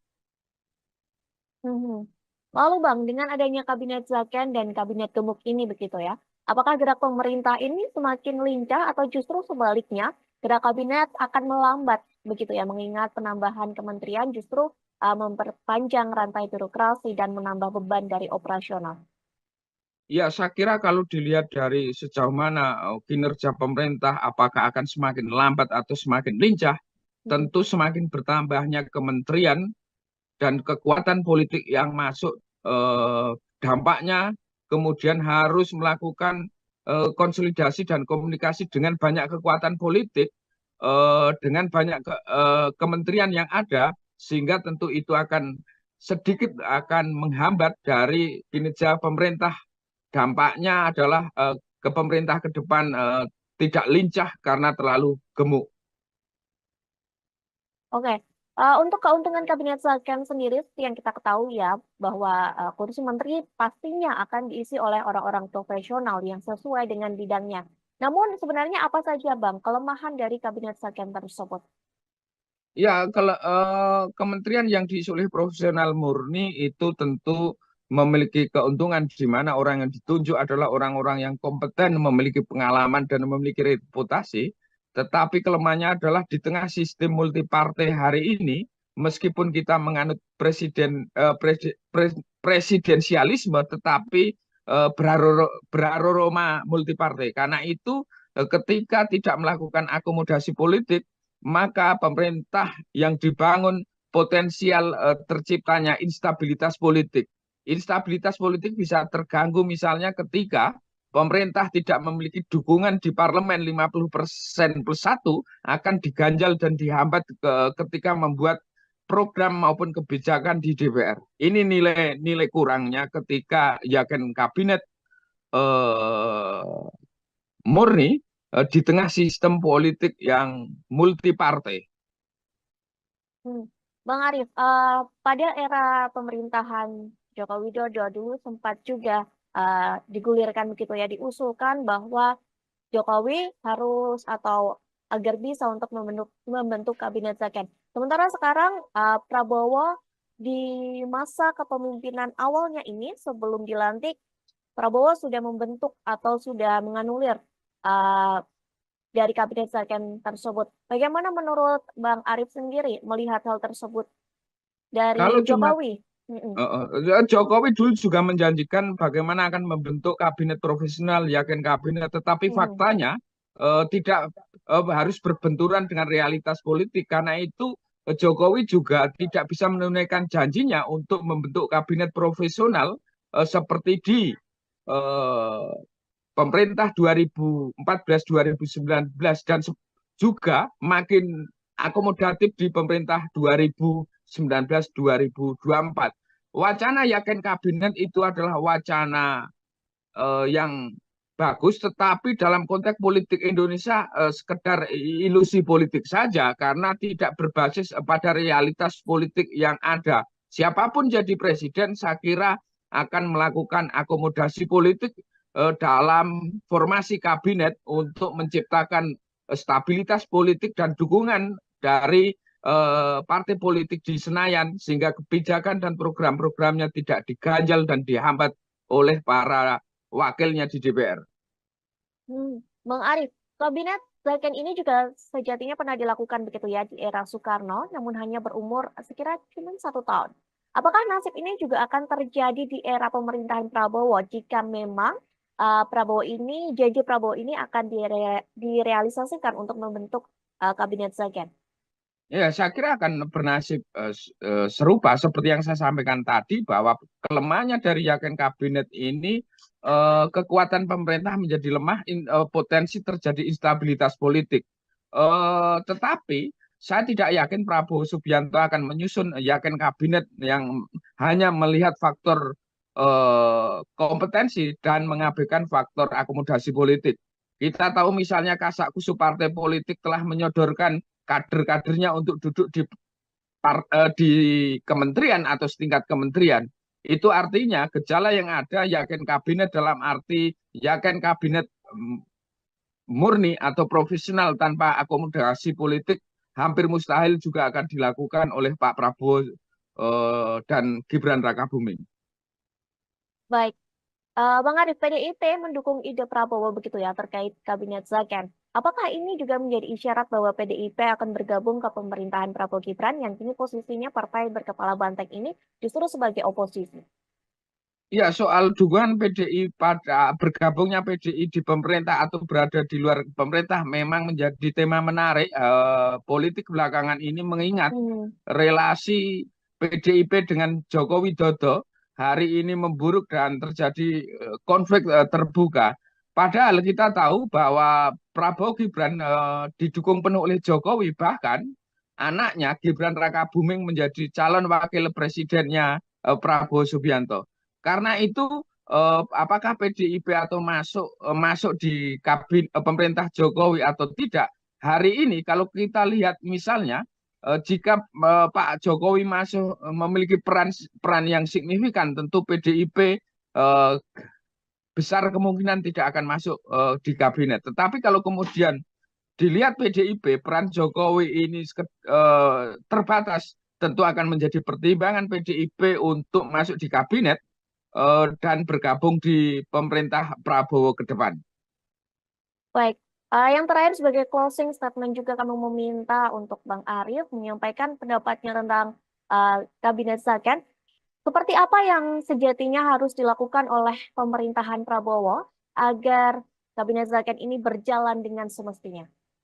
Ya, wacana kabinet yakin adalah wacana bagus, tetapi harus diingat di tengah sistem multipartai hari ini tidak ada kekuatan politik yang mendukung pemerintah tanpa dalam tanda petik meminta jatah konsesi politik. Karena itu mau tidak mau setiap pemerintah atau setiap presiden terpilih harus melakukan akomodasi politik. Tetapi yang harus digarisbawahi bahwa akomodasi politik di tengah sistem multipartai hari ini saya kira bukan sesuatu perbuatan yang diharamkan, melainkan bagaimana melakukan akomodasi politik tanpa mengabaikan faktor integritas, faktor kompetensi, faktor reputasi, faktor pengalaman, dan lainnya dan sebagainya. Jadi ketika itu bisa dilakukan, maka meskipun bukan kabinet meskipun akomodasi politik, tetapi juga tidak mengabaikan faktor kompetensi profesional dan pengalaman. Dan karena itu kinerja pemerintah ke depan dengan didukung oleh menteri-menteri yang profesional, meskipun juga mewakili unsur kekuatan politik, tentu akan menunjukkan atau bisa bekerja secara maksimal sehingga akan sukses mengantarkan apa yang menjadi janji dan harapan Prabowo Gibran pada Pilpres kemarin. Prabowo Subianto dan Gibran Rakabuming Raka dikabarkan akan membentuk Kabinet Zaken di era pemerintahannya. Tak hanya itu, Prabowo Gibran juga disebut akan menambah jumlah kementerian dalam kabinetnya. Seperti yang kita ketahui bahwa Kabinet Zaken akan diisi oleh individu-individu yang berkompeten di bidangnya, meski mereka juga bisa diajukan oleh partai politik. Kini Prabowo sedang merampungkan komposisi menteri di kabinetnya sebelum pelantikan pada 20 Oktober 2024 mendatang. Namun apakah benar Kabinet Zaken ini dibentuk untuk kepentingan negara ataupun justru sebaliknya hanya sebagai gimmick hingga dalih bagi-bagi kekuasaan? Hari ini kita akan membahasnya bersama Direktur Eksekutif Skala Data Indonesia, ada Arief Nurul Imam. Kita sapa terlebih dahulu di sana. Sudah tergabung bersama kami melalui panggilan Zoom. Ada Bang Arief. Halo Bang Arief, apa kabar? Halo Mbak, kabar baik, Alhamdulillah sehat selalu. Alhamdulillah Bang Arief, seperti yang tadi sudah saya sampaikan begitu ya. Bagaimana pandangan Bang Arief sendiri saat Prabowo dan Gibran ingin membentuk kabinet Zaken di era pemerintahannya?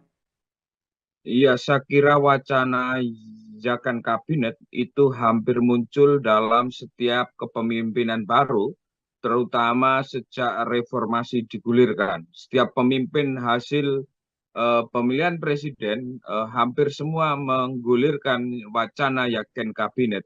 Namun demikian, apakah wacana Yaken Kabinet di tengah situasi politik Indonesia hari ini itu realistis dan real dengan situasi politik hari ini? Ini tentu yang menjadi pertanyaan. Jika kemudian kita melihat realitas politik hari ini yang multi partai dan ada semangat dari Pak Prabowo Subianto untuk melakukan konsolidasi dengan diksi persatuan semua kekuatan politik bangsa, maka potensi terjadinya Yaken Kabinet atau kabinet yang diisi oleh profesional dan berkompeten, tentu ini akan menjadi sebuah tantangan berat, dan karena itu potensi Yaken Kabinet secara murni atau secara total saya kira hampir mustahil. Sebelum kita membicarakan kabinet second ini lebih dalam lagi, Prabowo juga dikabarkan ini Bang akan menambah jumlah kementerian dalam kabinet pemerintahannya begitu ya menjadi 44 kementerian. Bagaimana Bang Arief sendiri melihat kabinet gemuk ini apakah efisien atau tidak dalam artian apakah ini sebagai bagi-bagi kekuasaan begitu? Ya, kalau isu yang beredar, Kabinet Prabowo Gibran akan menambah kementerian atau badan setingkat kementerian, di mana isu yang beredar terdapat 44 badan dan kementerian. Karena itu, jika itu benar dengan adanya 44 kementerian, artinya terjadi pembengkakan kementerian atau lembaga setingkat negeri yang dampaknya tentu akan menyangkut banyak hal, mulai dari soal efisiensi, anggaran, kinerja, dan lainnya, dan sebagainya. Apakah ini bermaksud untuk meningkatkan kinerja dan efektivitas dalam mewujudkan program Prabowo Gibran? Tentu ini juga masih kita lihat sejauh mana dari kementerian-kementerian yang kemudian disorongkan oleh Prabowo Gibran ke depan. Kedua, apakah ini juga bagian akomodasi politik dengan penambahan kementerian tersebut? Tentu selain faktor mempertimbangkan kebutuhan terhadap program dan visi misi dari Prabowo Gibran, tentu tidak lepas dari faktor akomodasi politik agar menambah ruang politik bagi kekuatan politik yang akan masuk memperkuat kabinet pemerintah Prabowo Gibran, baik itu dari partai politik pendukung ataupun partai politik pengusung. Partai politik pengusung yang dalam Pilpres kemarin mengusung misal seperti Gerindra, Golkar, Pan Demokrat, Prima, Gelora, PSI, dan ada juga tambahan dari partai pendukung yang potensi masuk seperti Nasdem, PKB, dan PKS. Tentu juga ada potensi dari Partai Perindo yang meskipun tidak lolos di parlemen, ini juga rumornya akan masuk. Dari itu semua, maka penambahan kursi kabinet ini juga beraroma untuk bagian melakukan akomodasi politik. Apakah itu juga berlaku Bang untuk kabinet second begitu ya? Karena kabinet second ini akan diisi oleh orang-orang atau individu yang profesional sesuai dengan bidangnya. Atau apakah memang kabinet second ini dimaksudkan atau ditujukan untuk hal-hal seperti itu, atau memang justru hal ini menjadi salah satu juga bagian untuk mengakomodasi banyak pihak ataupun dalih dan gimmick dari kabinet second sendiri?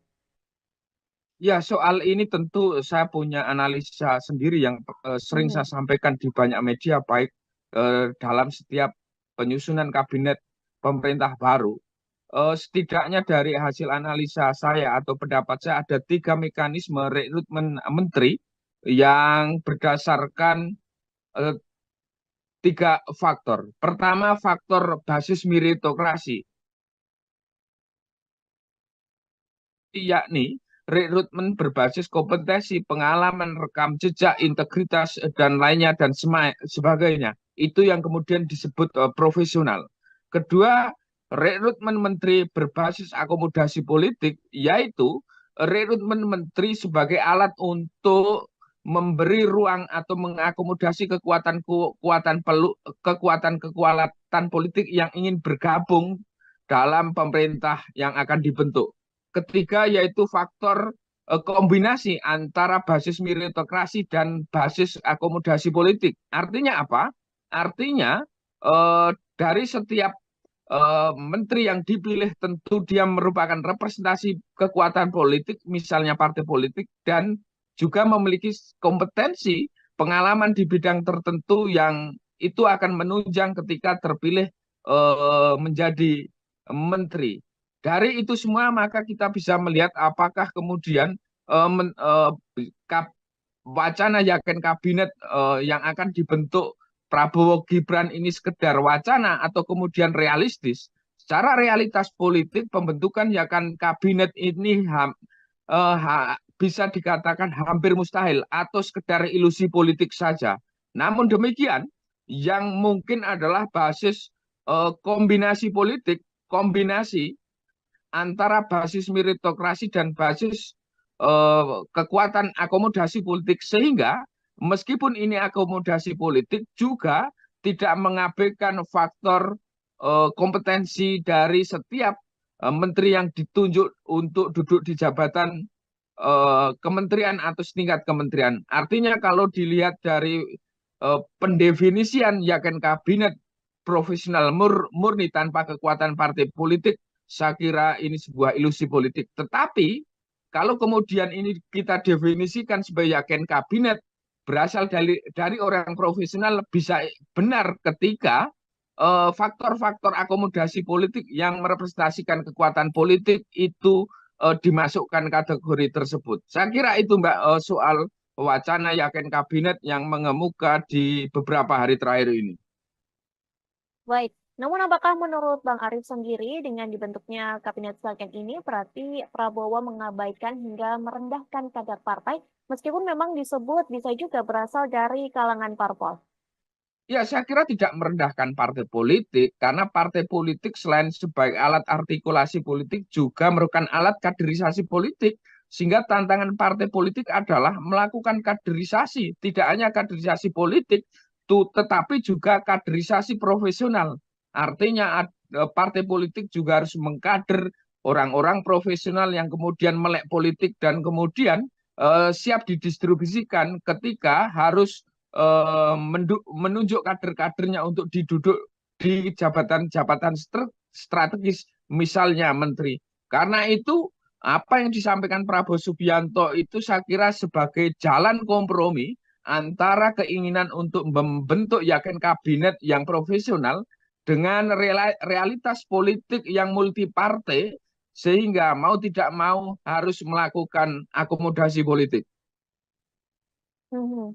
Lalu Bang, dengan adanya Kabinet Zaken dan Kabinet Gemuk ini begitu ya, apakah gerak pemerintah ini semakin lincah atau justru sebaliknya gerak kabinet akan melambat begitu ya, mengingat penambahan kementerian justru memperpanjang rantai birokrasi dan menambah beban dari operasional? Ya, saya kira kalau dilihat dari sejauh mana kinerja pemerintah, apakah akan semakin lambat atau semakin lincah, Mhm. tentu semakin bertambahnya kementerian dan kekuatan politik yang masuk, dampaknya kemudian harus melakukan konsolidasi dan komunikasi dengan banyak kekuatan politik, dengan banyak kementerian yang ada, sehingga tentu itu akan sedikit akan menghambat dari kinerja pemerintah. Dampaknya adalah ke pemerintah ke depan tidak lincah karena terlalu gemuk.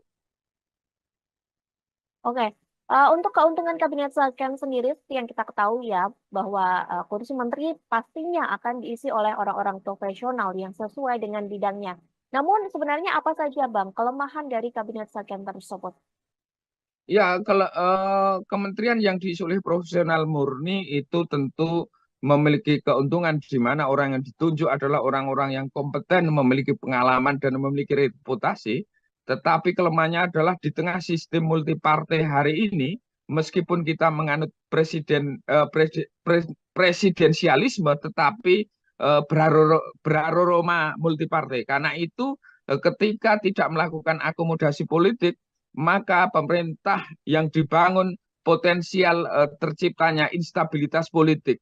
Instabilitas politik bisa terganggu misalnya ketika pemerintah tidak memiliki dukungan di parlemen 50% plus satu akan diganjal dan dihambat ketika membuat program maupun kebijakan di DPR. Ini nilai kurangnya ketika yakin kabinet eh, murni di tengah sistem politik yang multi partai. Hmm.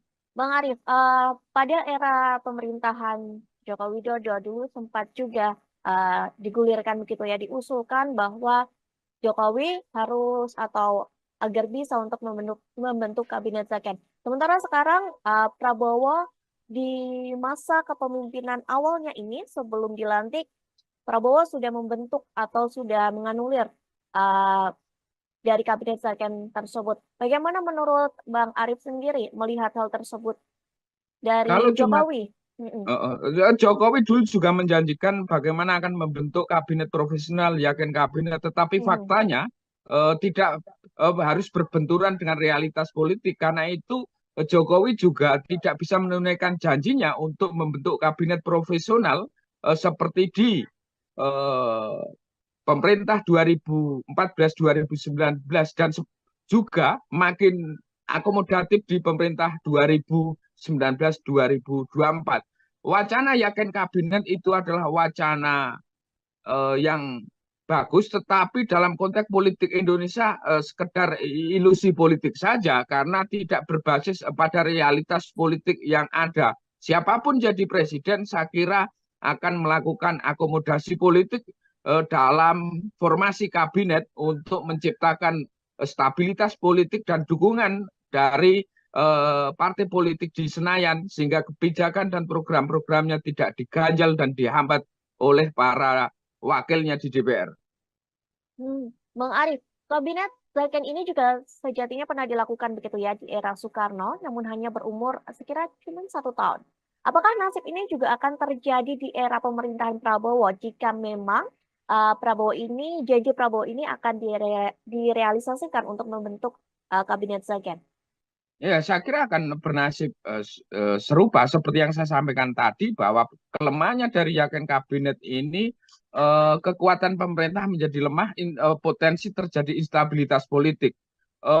Tetapi saya tidak yakin Prabowo Subianto akan menyusun yakin kabinet yang hanya melihat faktor kompetensi dan mengabaikan faktor akomodasi politik. Kita tahu misalnya kasak-kusuk partai politik telah menyodorkan kader-kadernya untuk duduk di kementerian atau setingkat kementerian.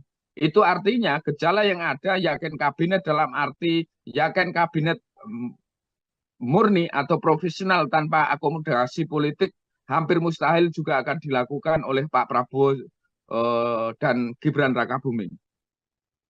Baik, Bang Arif, PDIP mendukung ide Prabowo begitu ya terkait kabinet second. Apakah ini juga menjadi isyarat bahwa PDIP akan bergabung ke pemerintahan Prabowo Gibran yang kini posisinya partai berkepala banteng ini justru sebagai oposisi? Ya, soal dukungan PDI pada bergabungnya PDI di pemerintah atau berada di luar pemerintah memang menjadi tema menarik politik belakangan ini mengingat Hmm. relasi PDIP dengan Joko Widodo hari ini memburuk dan terjadi konflik terbuka.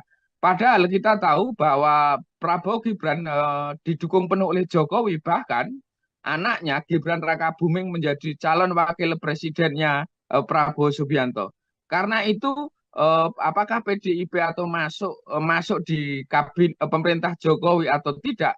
Hari ini kalau kita lihat misalnya jika Pak Jokowi masuk memiliki peran yang signifikan, tentu PDIP besar kemungkinan tidak akan masuk di kabinet. Tetapi kalau kemudian dilihat PDIP, peran Jokowi ini terbatas, tentu akan menjadi pertimbangan PDIP untuk masuk di kabinet dan bergabung di pemerintah Prabowo ke depan. Baik, yang terakhir sebagai closing statement juga kami meminta untuk Bang Arif menyampaikan pendapatnya tentang kabinet second. Seperti apa yang sejatinya harus dilakukan oleh pemerintahan Prabowo agar kabinet second ini berjalan dengan semestinya? Ya, wacana kabinet ya kan adalah wacana bagus, tetapi harus diingat di tengah sistem multipartai hari ini, tidak ada kekuatan politik yang mendukung pemerintah tanpa dalam tanda petik meminta jatah konsesi politik. Karena itu mau tidak mau setiap pemerintah atau setiap presiden terpilih harus melakukan akomodasi politik. Tetapi yang harus digarisbawahi bahwa akomodasi politik di tengah sistem multipartai hari ini saya kira bukan sesuatu perbuatan yang diharamkan, melainkan bagaimana melakukan akomodasi politik tanpa mengabaikan faktor integritas, faktor kompetensi, faktor reputasi, faktor pengalaman, dan lainnya, dan sebagainya. Jadi, ketika itu bisa dilakukan, maka meskipun bukan kabinet profesor, meskipun akomodasi politik, tetapi juga tidak mengabaikan faktor kompetensi profesional dan pengalaman. Dan karena itu kinerja pemerintah ke depan dengan didukung oleh menteri-menteri yang profesional, meskipun juga mewakili unsur kekuatan politik, tentu akan menunjukkan atau bisa bekerja secara maksimal sehingga akan sukses mengantarkan apa yang menjadi janji dan harapan Prabowo Gibran pada Pilpres kemarin. Prabowo Subianto dan Gibran Rakabuming Raka dikabarkan akan membentuk kabinet Saken di era pemerintahannya. Tak hanya itu, Prabowo Gibran juga disebut akan menambah jumlah kementerian dalam kabinetnya. Seperti yang kita ketahui bahwa kabinet Saken akan diisi oleh individu-individu yang berkompeten di bidangnya, meski mereka juga bisa diajukan oleh partai politik. Kini Prabowo sedang merampungkan komposisi menteri di kabinetnya sebelum pelantikan pada 20 Oktober 2024 mendatang. Namun apakah benar kabinet Saken ini dibentuk untuk kepentingan negara ataupun justru sebaliknya hanya sebagai gimmick hingga dalih bagi-bagi kekuasaan? Hari ini kita akan membahasnya bersama Direktur Eksekutif Skala Data Indonesia, ada Arief Nurul Imam. Kita sapa terlebih dahulu di sana. Sudah tergabung bersama kami melalui panggilan Zoom. Ada Bang Arief. Halo Bang Arief, apa kabar? Halo Mbak, kabar baik, Alhamdulillah sehat selalu. Alhamdulillah Bang Arief, seperti yang tadi sudah saya sampaikan begitu ya. Bagaimana pandangan Bang Arief sendiri saat Prabowo dan Gibran ingin membentuk kabinet Saken di era pemerintahannya? Iya, saya kira wacana ajakan kabinet itu hampir muncul dalam setiap kepemimpinan baru, terutama sejak reformasi digulirkan. Setiap pemimpin hasil pemilihan presiden hampir semua menggulirkan wacana yakin kabinet. Namun demikian, apakah wacana yakin kabinet di tengah situasi politik Indonesia hari ini itu realistis dan real dengan situasi politik hari ini? Ini tentu yang menjadi pertanyaan. Jika kemudian kita melihat realitas politik hari ini yang multi partai dan ada semangat dari Pak Prabowo Subianto untuk melakukan konsolidasi dengan diksi persatuan semua kekuatan politik bangsa, maka potensi terjadinya yakin kabinet atau kabinet yang diisi oleh profesional dan berkompeten, tentu ini akan menjadi sebuah tantangan berat, dan karena itu potensi yakin kabinet secara murni atau secara total saya kira hampir mustahil. Sebelum kita membicarakan kabinet Saken ini lebih dalam lagi, Prabowo juga dikabarkan ini Bang akan menambah jumlah kementerian dalam kabinet pemerintahannya begitu ya menjadi 44 kementerian. Bagaimana Bang Arief sendiri melihat kabinet gemuk ini, apakah efisien atau tidak dalam artian apakah ini sebagai bagi-bagi kekuasaan begitu? Ya, kalau isu yang beredar, Kabinet Prabowo Gibran akan menambah kementerian atau badan setingkat kementerian, di mana isu yang beredar terdapat 44 badan dan kementerian. Karena itu, jika itu benar dengan adanya 44 kementerian, artinya terjadi pembengkakan kementerian atau lembaga setingkat negeri yang dampaknya tentu akan menyangkut banyak hal, mulai dari soal efisiensi, anggaran, kinerja, dan lainnya, dan sebagainya. Apakah ini bermaksud untuk meningkatkan kinerja dan efektivitas dalam mewujudkan program Prabowo Gibran? Tentu ini juga masih kita lihat sejauh mana dari kementerian-kementerian yang kemudian disorongkan oleh Prabowo Gibran ke depan. Kedua, apakah ini juga bagian akomodasi politik dengan penambahan kementerian tersebut? Tentu selain faktor mempertimbangkan kebutuhan terhadap program dan visi misi dari Prabowo Gibran, tentu tidak lepas dari faktor akomodasi politik agar menambah ruang politik bagi kekuatan politik yang akan masuk memperkuat kabinet pemerintah Prabowo Gibran, baik itu dari partai politik pendukung ataupun partai politik pengusung. Partai politik pengusung yang dalam Pilpres kemarin mengusung misal seperti Gerindra, Golkar, Pan Demokrat, Prima, Gelora, PSI, dan ada juga tambahan dari partai pendukung yang potensi masuk seperti Nasdem, PKB, dan PKS. Tentu juga ada potensi dari Partai Perindo yang meskipun tidak lolos di parlemen, ini juga rumornya akan masuk. Dari itu semua, maka penambahan kursi kabinet ini juga beraroma untuk bagian eh, melakukan akomodasi politik. Hmm. Apakah itu juga berlaku, Bang, untuk Kabinet Slaken begitu ya? Karena Kabinet Slaken ini akan diisi oleh orang-orang atau individu yang profesional sesuai dengan bidangnya. Atau apakah memang Kabinet Slaken ini dimaksudkan atau ditujukan untuk hal-hal seperti itu? Atau memang justru hal ini menjadi salah satu juga bagian untuk mengakomodasi banyak pihak ataupun dalih dan gimmick dari Kabinet Slaken sendiri? Ya, soal ini tentu saya punya analisa sendiri yang sering Hmm. saya sampaikan di banyak media, baik dalam setiap penyusunan kabinet pemerintah baru. Setidaknya dari hasil analisa saya atau pendapat saya ada tiga mekanisme rekrutmen menteri yang berdasarkan eh, tiga faktor. Pertama, faktor basis meritokrasi, yakni rekrutmen berbasis kompetensi, pengalaman, rekam jejak, integritas, dan lainnya, dan sebagainya. Itu yang kemudian disebut profesional. Kedua, rekrutmen menteri berbasis akomodasi politik, yaitu rekrutmen menteri sebagai alat untuk memberi ruang atau mengakomodasi kekuatan politik yang ingin bergabung dalam pemerintah yang akan dibentuk. Ketiga yaitu faktor kombinasi antara basis meritokrasi dan basis akomodasi politik. Artinya apa?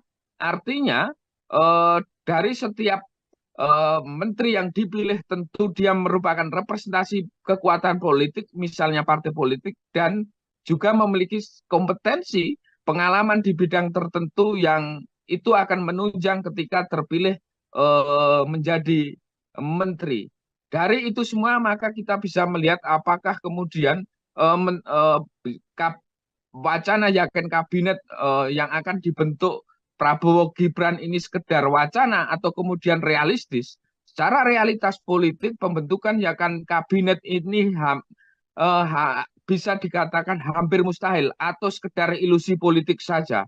Namun demikian, yang mungkin adalah basis kombinasi politik, kombinasi antara basis meritokrasi dan basis kekuatan akomodasi politik, sehingga meskipun ini akomodasi politik juga tidak mengabaikan faktor kompetensi dari setiap menteri yang ditunjuk untuk duduk di jabatan kementerian atau setingkat kementerian. Artinya kalau dilihat dari pendefinisian yakin kabinet profesional murni tanpa kekuatan partai politik, saya kira ini sebuah ilusi politik. Tetapi kalau kemudian ini kita definisikan sebagai yakin kabinet berasal dari orang profesional, bisa benar ketika faktor-faktor akomodasi politik yang merepresentasikan kekuatan politik itu dimasukkan kategori tersebut. Saya kira itu Mbak soal wacana yakin kabinet yang mengemuka di beberapa hari terakhir ini.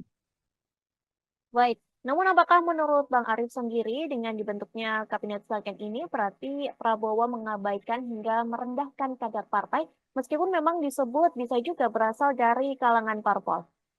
Ya, saya kira tidak merendahkan partai politik, karena partai politik selain sebagai alat artikulasi politik juga merupakan alat kaderisasi politik. Sehingga tantangan partai politik adalah melakukan kaderisasi, tidak hanya kaderisasi politik, tetapi juga kaderisasi profesional. Artinya partai politik juga harus mengkader orang-orang profesional yang kemudian melek politik dan kemudian siap didistribusikan ketika harus menunjuk kader-kadernya untuk diduduk di jabatan-jabatan strategis, misalnya menteri. Karena itu apa yang disampaikan Prabowo Subianto itu saya kira sebagai jalan kompromi antara keinginan untuk membentuk yakin kabinet yang profesional dengan realitas politik yang multi partai, sehingga mau tidak mau harus melakukan akomodasi politik. Mhm.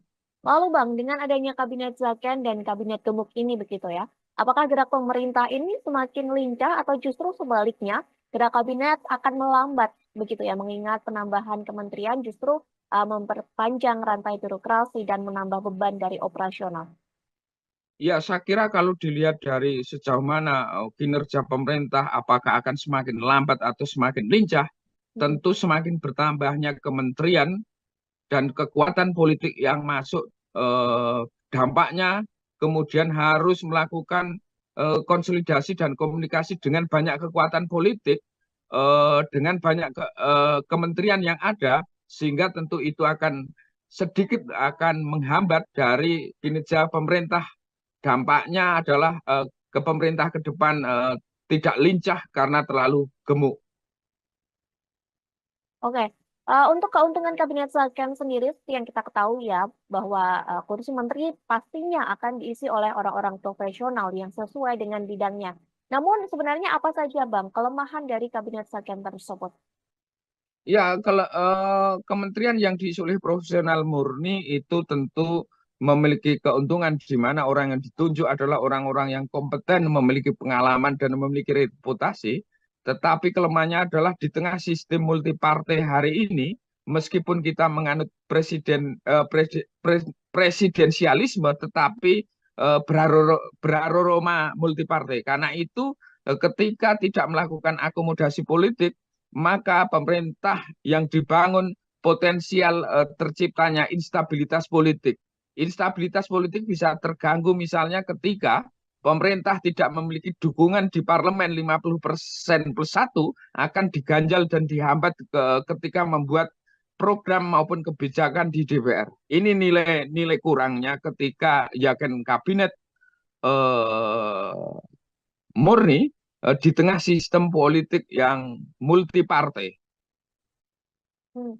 Bang Arief, pada era pemerintahan Joko Widodo dulu sempat juga digulirkan begitu ya, diusulkan bahwa Jokowi harus atau agar bisa untuk membentuk kabinet Zaken. Sementara sekarang Prabowo di masa kepemimpinan awalnya ini sebelum dilantik, Prabowo sudah membentuk atau sudah menganulir uh, dari kabinet Zaken tersebut. Bagaimana menurut Bang Arief sendiri melihat hal tersebut dari Kalau cuma Jokowi? Mm-mm. Jokowi dulu juga menjanjikan bagaimana akan membentuk kabinet profesional, yakin kabinet, tetapi Mm-mm. faktanya tidak harus berbenturan dengan realitas politik. Karena itu Jokowi juga tidak bisa menunaikan janjinya untuk membentuk kabinet profesional seperti di eh, pemerintah 2014-2019 dan juga makin akomodatif di pemerintah 2019-2024. Wacana yakin kabinet itu adalah wacana yang bagus, tetapi dalam konteks politik Indonesia sekedar ilusi politik saja karena tidak berbasis pada realitas politik yang ada. Siapapun jadi presiden, saya kira akan melakukan akomodasi politik dalam formasi kabinet untuk menciptakan stabilitas politik dan dukungan dari partai politik di Senayan, sehingga kebijakan dan program-programnya tidak diganjal dan dihambat oleh para wakilnya di DPR. Bang Arief, kabinet Zaken ini juga sejatinya pernah dilakukan begitu ya di era Soekarno, namun hanya berumur sekira cuma 1 tahun. Apakah nasib ini juga akan terjadi di era pemerintahan Prabowo jika memang Prabowo ini, janji Prabowo ini akan direalisasikan untuk membentuk kabinet Zagen? Ya, saya kira akan bernasib serupa seperti yang saya sampaikan tadi bahwa kelemahannya dari Yakin Kabinet ini kekuatan pemerintah menjadi lemah, potensi terjadi instabilitas politik. Tetapi saya tidak yakin Prabowo Subianto akan menyusun Yakin Kabinet yang hanya melihat faktor kompetensi dan mengabaikan faktor akomodasi politik. Kita tahu misalnya kasak-kusuk partai politik telah menyodorkan kader-kadernya untuk duduk di kementerian atau setingkat kementerian. Itu artinya gejala yang ada Yakin Kabinet dalam arti Yakin Kabinet murni atau profesional tanpa akomodasi politik hampir mustahil juga akan dilakukan oleh Pak Prabowo dan Gibran Rakabuming. Baik.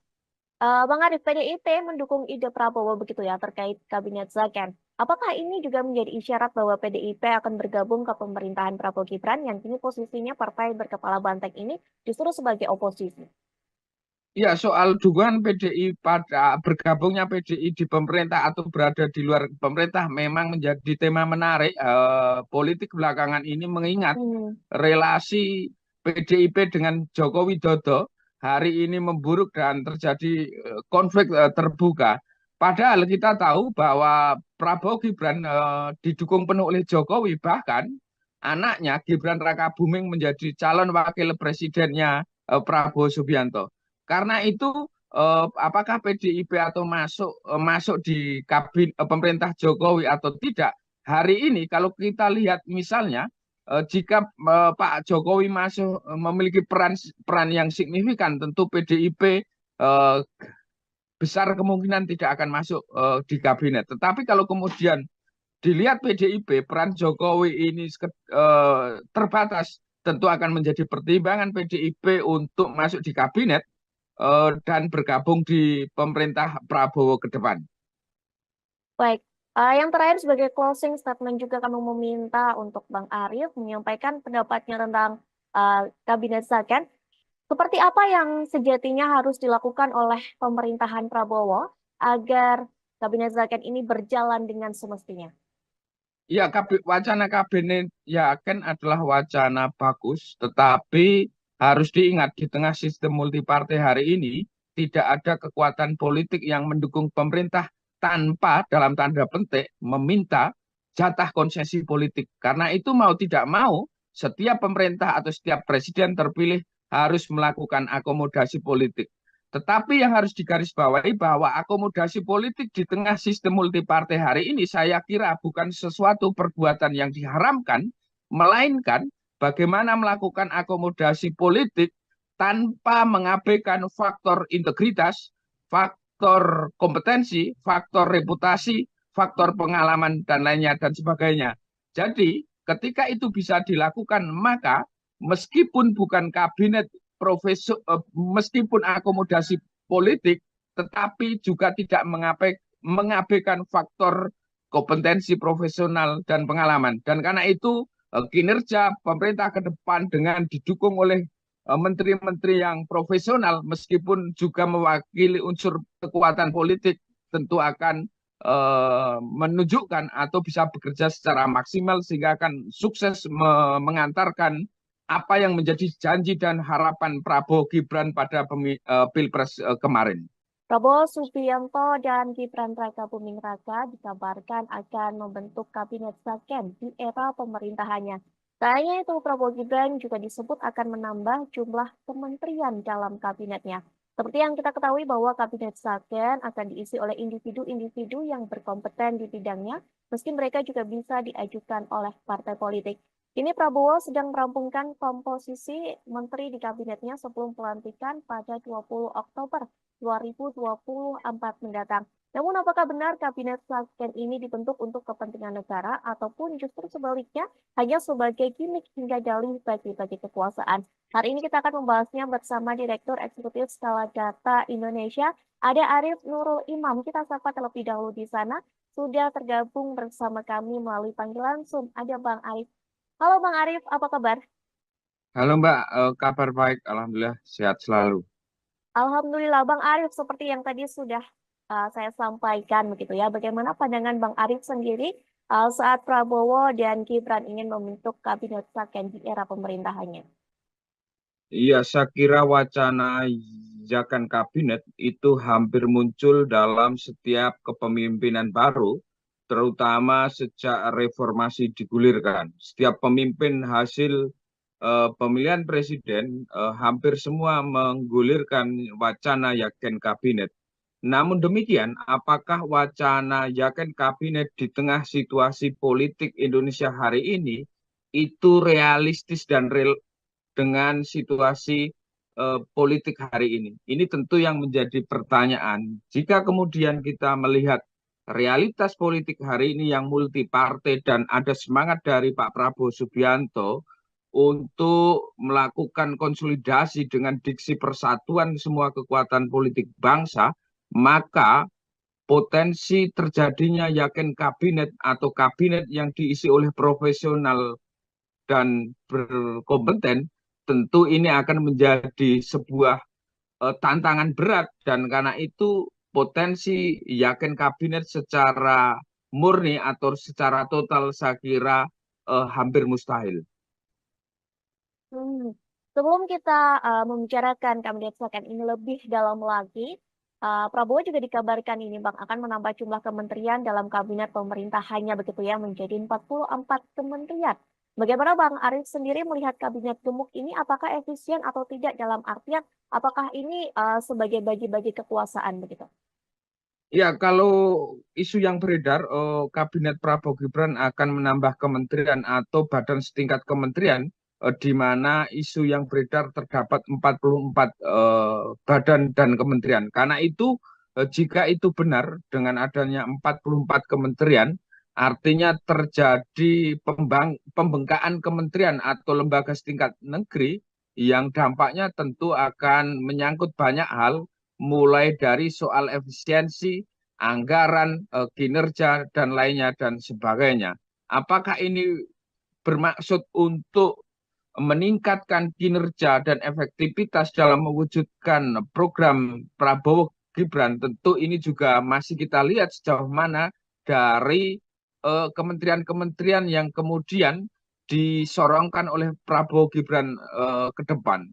Kedua, apakah ini juga bagian akomodasi politik dengan penambahan kementerian tersebut? Tentu selain faktor mempertimbangkan kebutuhan terhadap program dan visi misi dari Prabowo Gibran, tentu tidak lepas dari faktor akomodasi politik agar menambah ruang politik bagi kekuatan politik yang akan masuk memperkuat kabinet pemerintah Prabowo Gibran, baik itu dari partai politik pendukung ataupun partai politik pengusung.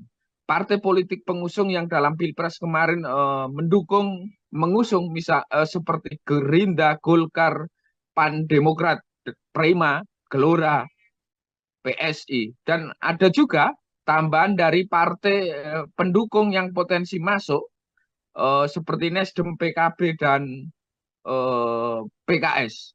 Tentu juga ada potensi dari Partai Perindo yang meskipun tidak lolos di parlemen, ini juga rumornya akan masuk. Dari itu semua, maka penambahan kursi kabinet ini juga beraroma untuk bagian eh, melakukan akomodasi politik. Hmm. Apakah itu juga berlaku Bang untuk kabinet Saken begitu ya? Karena kabinet Saken ini akan diisi oleh orang-orang atau individu yang profesional sesuai dengan bidangnya. Atau apakah memang kabinet Saken ini dimaksudkan atau ditujukan untuk hal-hal seperti itu? Atau memang justru hal ini menjadi salah satu juga bagian untuk mengakomodasi banyak pihak ataupun dalih dan gimmick dari kabinet Saken sendiri? Ya, soal ini tentu saya punya analisa sendiri yang sering Mhm. saya sampaikan di banyak media, baik dalam setiap penyusunan kabinet pemerintah baru. Setidaknya dari hasil analisa saya atau pendapat saya ada tiga mekanisme rekrutmen menteri yang berdasarkan eh, tiga faktor. Pertama, faktor basis meritokrasi, yakni rekrutmen berbasis kompetensi, pengalaman, rekam jejak, integritas, dan lainnya, dan sebagainya. Itu yang kemudian disebut profesional. Kedua, rekrutmen menteri berbasis akomodasi politik, yaitu rekrutmen menteri sebagai alat untuk memberi ruang atau mengakomodasi kekuatan politik yang ingin bergabung dalam pemerintah yang akan dibentuk. Ketiga yaitu faktor kombinasi antara basis meritokrasi dan basis akomodasi politik. Artinya apa? Artinya dari setiap menteri yang dipilih tentu dia merupakan representasi kekuatan politik, misalnya partai politik, dan juga memiliki kompetensi pengalaman di bidang tertentu yang itu akan menunjang ketika terpilih menjadi menteri. Dari itu semua maka kita bisa melihat apakah kemudian wacana yakin kabinet yang akan dibentuk Prabowo Gibran ini sekedar wacana atau kemudian realistis. Secara realitas politik pembentukan yakin kabinet ini bisa dikatakan hampir mustahil atau sekedar ilusi politik saja.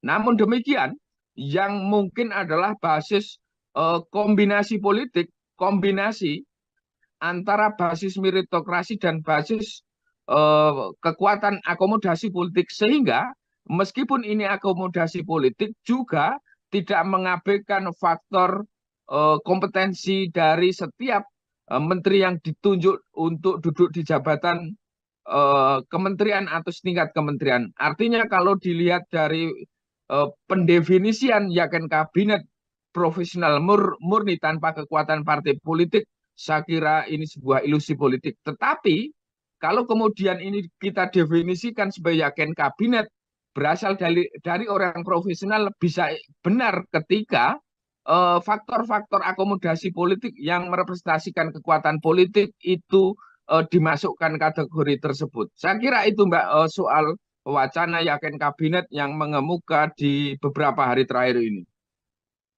Baik, namun apakah menurut Bang Arif sendiri dengan dibentuknya Kabinet Second ini berarti Prabowo mengabaikan hingga merendahkan kadar partai meskipun memang disebut bisa juga berasal dari kalangan parpol?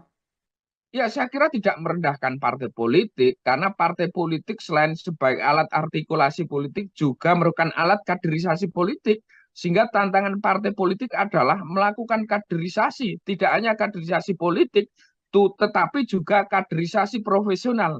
Artinya partai politik juga harus mengkader orang-orang profesional yang kemudian melek politik dan kemudian siap didistribusikan ketika harus menunjuk kader-kadernya untuk diduduk di jabatan-jabatan strategis, misalnya menteri. Karena itu apa yang disampaikan Prabowo Subianto itu saya kira sebagai jalan kompromi antara keinginan untuk membentuk yakin kabinet yang profesional dengan realitas politik yang multi partai, sehingga mau tidak mau harus melakukan akomodasi politik. Mhm. Lalu Bang, dengan adanya Kabinet Zaken dan Kabinet Gemuk ini begitu ya, apakah gerak pemerintah ini semakin lincah atau justru sebaliknya gerak kabinet akan melambat begitu ya, mengingat penambahan kementerian justru memperpanjang rantai birokrasi dan menambah beban dari operasional? Ya, saya kira kalau dilihat dari sejauh mana kinerja pemerintah, apakah akan semakin lambat atau semakin lincah, Mhm. tentu semakin bertambahnya kementerian dan kekuatan politik yang masuk, dampaknya kemudian harus melakukan konsolidasi dan komunikasi dengan banyak kekuatan politik, dengan banyak kementerian yang ada, sehingga tentu itu akan sedikit akan menghambat dari kinerja pemerintah. Dampaknya adalah ke pemerintah ke depan tidak lincah karena terlalu gemuk. Oke, untuk keuntungan Kabinet Zaken sendiri seperti yang kita ketahui ya, bahwa kursi menteri pastinya akan diisi oleh orang-orang profesional yang sesuai dengan bidangnya. Namun sebenarnya apa saja Bang kelemahan dari Kabinet Zaken tersebut? Ya, kalau kementerian yang diisi oleh profesional murni itu tentu memiliki keuntungan di mana orang yang ditunjuk adalah orang-orang yang kompeten, memiliki pengalaman dan memiliki reputasi. Tetapi kelemahannya adalah di tengah sistem multipartai hari ini, meskipun kita menganut presidensialisme, tetapi beraroma multipartai. Karena itu, ketika tidak melakukan akomodasi politik, maka pemerintah yang dibangun potensial terciptanya instabilitas politik. Instabilitas politik bisa terganggu misalnya ketika pemerintah tidak memiliki dukungan di parlemen 50% plus 1 akan diganjal dan dihambat ketika membuat program maupun kebijakan di DPR. Ini nilai kurangnya ketika yakin kabinet eh, murni di tengah sistem politik yang multipartai. Hmm. Bang Arif, pada era pemerintahan Joko Widodo dulu sempat juga digulirkan begitu ya, diusulkan bahwa Jokowi harus atau agar bisa untuk membentuk kabinet second. Sementara sekarang Prabowo di masa kepemimpinan awalnya ini sebelum dilantik, Prabowo sudah membentuk atau sudah menganulir uh, dari kabinet second tersebut. Bagaimana menurut Bang Arif sendiri melihat hal tersebut Kalau dari cuma Jokowi? Mm-mm. Jokowi dulu juga menjanjikan bagaimana akan membentuk kabinet profesional, yakin kabinet, tetapi Mm-mm. faktanya tidak harus berbenturan dengan realitas politik. Karena itu Jokowi juga tidak bisa menunaikan janjinya untuk membentuk kabinet profesional seperti di eh, pemerintah 2014-2019 dan juga makin akomodatif di pemerintah 2019-2024. Wacana yakin kabinet itu adalah wacana yang bagus, tetapi dalam konteks politik Indonesia sekedar ilusi politik saja karena tidak berbasis pada realitas politik yang ada. Siapapun jadi presiden, saya kira akan melakukan akomodasi politik dalam formasi kabinet untuk menciptakan stabilitas politik dan dukungan dari partai politik di Senayan sehingga kebijakan dan program-programnya tidak diganjal dan dihambat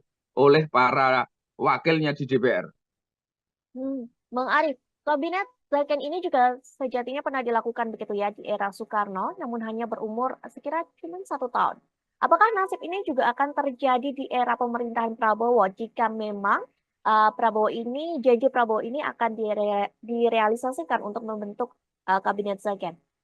Ya, saya kira akan bernasib serupa seperti yang saya sampaikan tadi bahwa kelemahannya dari yakin kabinet ini kekuatan pemerintah menjadi lemah, potensi terjadi instabilitas politik. Tetapi saya tidak yakin Prabowo Subianto akan menyusun yakin kabinet yang hanya melihat faktor kompetensi dan mengabaikan faktor akomodasi politik. Kita tahu misalnya kasak-kusuk partai politik telah menyodorkan kader-kadernya untuk duduk di kementerian atau setingkat kementerian. Itu artinya gejala yang ada yakin kabinet dalam arti yakin kabinet murni atau profesional tanpa akomodasi politik hampir mustahil juga akan dilakukan oleh Pak Prabowo dan Gibran Rakabuming. Baik, Bang Arif, PDIP mendukung ide Prabowo begitu ya terkait kabinet second. Apakah ini juga menjadi isyarat bahwa PDIP akan bergabung ke pemerintahan Prabowo Gibran yang kini posisinya partai berkepala banteng ini justru sebagai oposisi? Ya, soal dukungan PDI pada bergabungnya PDI di pemerintah atau berada di luar pemerintah memang menjadi tema menarik politik belakangan ini mengingat Hmm. relasi PDIP dengan Joko Widodo hari ini memburuk dan terjadi konflik terbuka. Padahal kita tahu bahwa Prabowo Gibran didukung penuh oleh Jokowi, bahkan anaknya Gibran Rakabuming menjadi calon wakil presidennya Prabowo Subianto. Karena itu apakah PDIP atau masuk di pemerintah Jokowi atau tidak? Hari ini kalau kita lihat misalnya jika Pak Jokowi masuk memiliki peran yang signifikan, tentu PDIP besar kemungkinan tidak akan masuk di kabinet. Tetapi kalau kemudian dilihat PDIP, peran Jokowi ini terbatas, tentu akan menjadi pertimbangan PDIP untuk masuk di kabinet. dan bergabung di pemerintah Prabowo ke depan. Baik, yang terakhir sebagai closing statement juga kami meminta untuk Bang Arief menyampaikan pendapatnya tentang Kabinet Zaken. Seperti apa yang sejatinya harus dilakukan oleh pemerintahan Prabowo agar Kabinet Zaken ini berjalan dengan semestinya?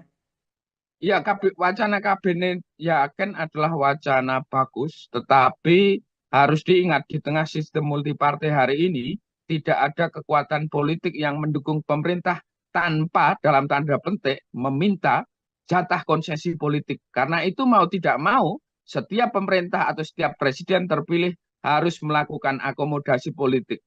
Tetapi yang harus digarisbawahi bahwa akomodasi politik di tengah sistem multipartai hari ini saya kira bukan sesuatu perbuatan yang diharamkan, melainkan bagaimana melakukan akomodasi politik tanpa mengabaikan faktor integritas, faktor kompetensi, faktor reputasi, faktor pengalaman, dan lainnya, dan sebagainya. Jadi, ketika itu bisa dilakukan, maka meskipun bukan kabinet meskipun akomodasi politik, tetapi juga tidak mengabaikan faktor kompetensi profesional dan pengalaman. Dan karena itu kinerja pemerintah ke depan dengan didukung oleh menteri-menteri yang profesional, meskipun juga mewakili unsur kekuatan politik, tentu akan menunjukkan atau bisa bekerja secara maksimal sehingga akan sukses mengantarkan apa yang menjadi janji dan harapan Prabowo Gibran pada Pilpres kemarin. Prabowo Subianto dan Gibran Rakabuming Raka dikabarkan akan membentuk Kabinet Zaken di era pemerintahannya. Tak hanya itu, Prabowo Gibran juga disebut akan menambah jumlah kementerian dalam kabinetnya. Seperti yang kita ketahui bahwa Kabinet Zaken akan diisi oleh individu-individu yang berkompeten di bidangnya, meski mereka juga bisa diajukan oleh partai politik. Kini Prabowo sedang merampungkan komposisi menteri di kabinetnya sebelum pelantikan pada 20 Oktober 2024 mendatang. Namun apakah benar Kabinet Zaken ini dibentuk untuk kepentingan negara ataupun justru sebaliknya hanya sebagai gimmick hingga dalih bagi-bagi kekuasaan? Hari ini kita akan membahasnya bersama Direktur Eksekutif Skala Data Indonesia, ada Arief Nurul Imam. Kita sapa terlebih dahulu di sana. Sudah tergabung bersama kami melalui panggilan Zoom. Ada Bang Arief. Halo Bang Arief, apa kabar? Halo Mbak, kabar baik, Alhamdulillah sehat selalu. Alhamdulillah Bang Arief, seperti yang tadi sudah saya sampaikan begitu ya. Bagaimana pandangan Bang Arief sendiri saat Prabowo dan Gibran ingin membentuk Kabinet Zaken di era pemerintahannya? Iya, saya kira wacana Zaken kabinet itu hampir muncul dalam setiap kepemimpinan baru, terutama sejak reformasi digulirkan. Setiap pemimpin hasil pemilihan presiden hampir semua menggulirkan wacana Zaken kabinet. Namun demikian, apakah wacana Zaken kabinet di tengah situasi politik Indonesia hari ini itu realistis dan dengan situasi politik hari ini? Ini tentu yang menjadi pertanyaan. Jika kemudian kita melihat realitas politik hari ini yang multi partai dan ada semangat dari Pak Prabowo Subianto untuk melakukan konsolidasi dengan diksi persatuan semua kekuatan politik bangsa, maka potensi terjadinya Zaken kabinet atau kabinet yang diisi oleh profesional dan berkompeten, tentu ini akan menjadi sebuah tantangan berat, dan karena itu potensi Zaken kabinet secara murni atau secara total saya kira hampir mustahil. Sebelum kita membicarakan Kabinet Zaken ini lebih dalam lagi, Prabowo juga dikabarkan ini Bang akan menambah jumlah kementerian dalam kabinet pemerintahannya begitu ya menjadi 44 kementerian. Bagaimana Bang Arief sendiri melihat kabinet gemuk ini apakah efisien atau tidak dalam artian apakah ini sebagai bagi-bagi kekuasaan begitu? Ya, kalau isu yang beredar, Kabinet Prabowo Gibran akan menambah kementerian atau badan setingkat kementerian, di mana isu yang beredar terdapat 44 badan dan kementerian. Karena itu, jika itu benar dengan adanya 44 kementerian, artinya terjadi pembengkakan kementerian atau lembaga setingkat negeri yang dampaknya tentu akan menyangkut banyak hal, mulai dari soal efisiensi, anggaran, kinerja, dan lainnya, dan sebagainya. Apakah ini bermaksud untuk meningkatkan kinerja dan efektivitas dalam mewujudkan program Prabowo Gibran? Tentu ini juga masih kita lihat sejauh mana dari kementerian-kementerian yang kemudian disorongkan oleh Prabowo Gibran ke depan.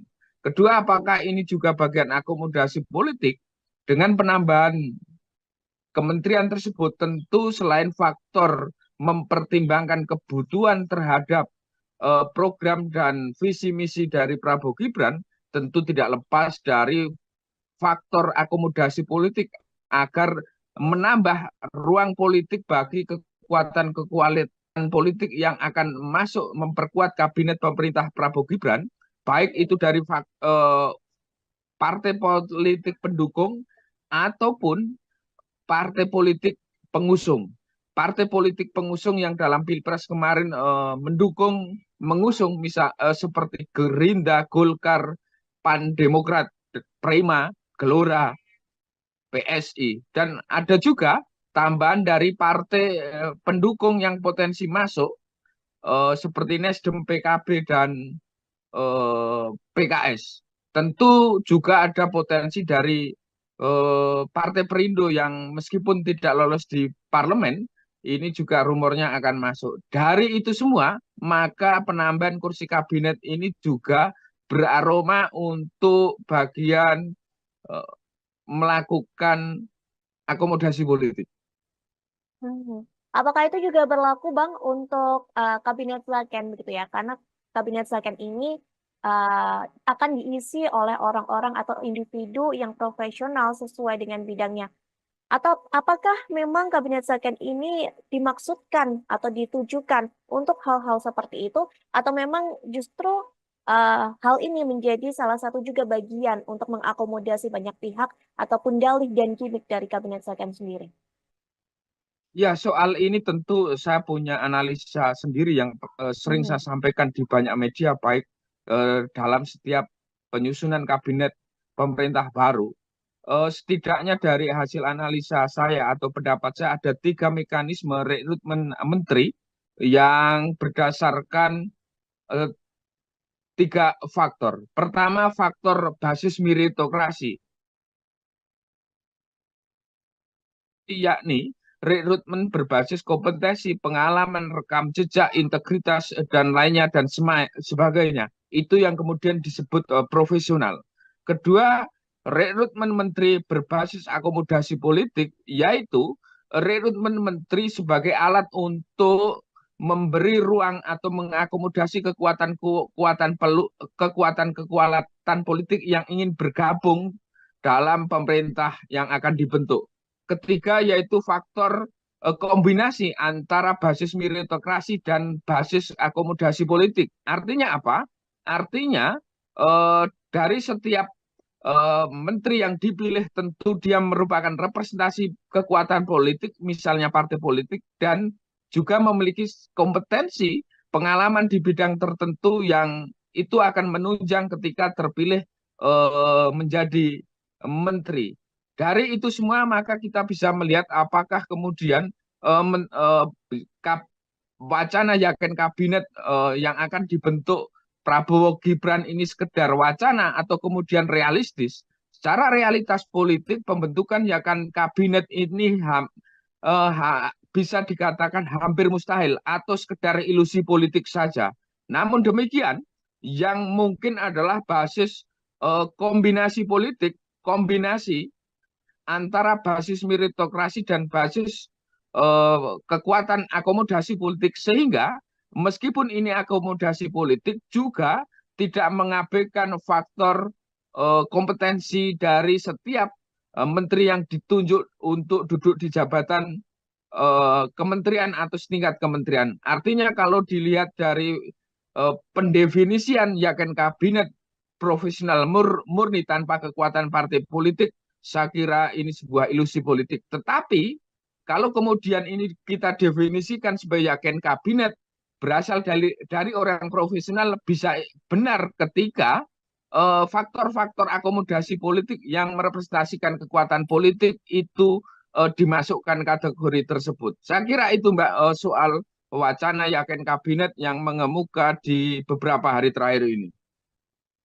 Baik. Namun apakah menurut Bang Arif sendiri dengan dibentuknya kabinet Saken ini berarti Prabowo mengabaikan hingga merendahkan kadar partai meskipun memang disebut bisa juga berasal dari kalangan parpol?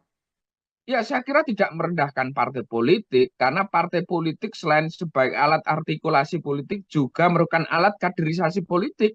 Sehingga tantangan partai politik adalah melakukan kaderisasi, tidak hanya kaderisasi politik, tetapi juga kaderisasi profesional.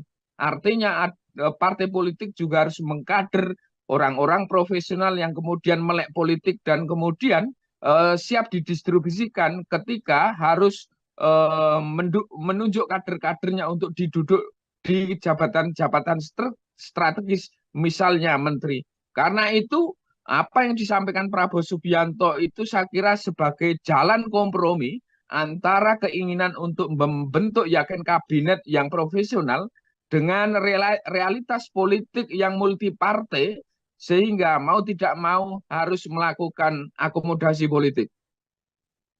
Mhm. Lalu Bang, dengan adanya kabinet Zaken dan kabinet gemuk ini begitu ya, apakah gerak pemerintah ini semakin lincah atau justru sebaliknya gerak kabinet akan melambat begitu ya, mengingat penambahan kementerian justru memperpanjang rantai birokrasi dan menambah beban dari operasional? Ya, saya kira kalau dilihat dari sejauh mana kinerja pemerintah, apakah akan semakin lambat atau semakin lincah, Mhm. tentu semakin bertambahnya kementerian dan kekuatan politik yang masuk, dampaknya kemudian harus melakukan konsolidasi dan komunikasi dengan banyak kekuatan politik, dengan banyak kementerian yang ada, sehingga tentu itu akan sedikit akan menghambat dari kinerja pemerintah. Dampaknya adalah ke pemerintah ke depan tidak lincah karena terlalu gemuk. Oke, untuk keuntungan kabinet Zaken sendiri seperti yang kita ketahui ya, bahwa kursi menteri pastinya akan diisi oleh orang-orang profesional yang sesuai dengan bidangnya. Namun sebenarnya apa saja Bang kelemahan dari kabinet Zaken tersebut? Ya, kalau kementerian yang diisi oleh profesional murni itu tentu memiliki keuntungan di mana orang yang ditunjuk adalah orang-orang yang kompeten, memiliki pengalaman dan memiliki reputasi. Tetapi kelemahannya adalah di tengah sistem multipartai hari ini, meskipun kita menganut presidensialisme, tetapi beraroma multipartai. Karena itu, ketika tidak melakukan akomodasi politik, maka pemerintah yang dibangun potensial terciptanya instabilitas politik. Instabilitas politik bisa terganggu misalnya ketika pemerintah tidak memiliki dukungan di parlemen 50% plus satu, akan diganjal dan dihambat ketika membuat program maupun kebijakan di DPR. Ini nilai kurangnya ketika yakin kabinet eh, murni di tengah sistem politik yang multi partai. Hmm.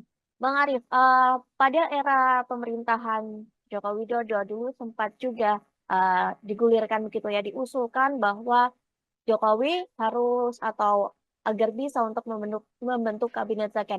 Sementara sekarang Prabowo di masa kepemimpinan awalnya ini sebelum dilantik, Prabowo sudah membentuk atau sudah menganulir uh, dari kabinet Zaken tersebut. Bagaimana menurut Bang Arif sendiri melihat hal tersebut Kalau dari cuma Jokowi? Mm-mm.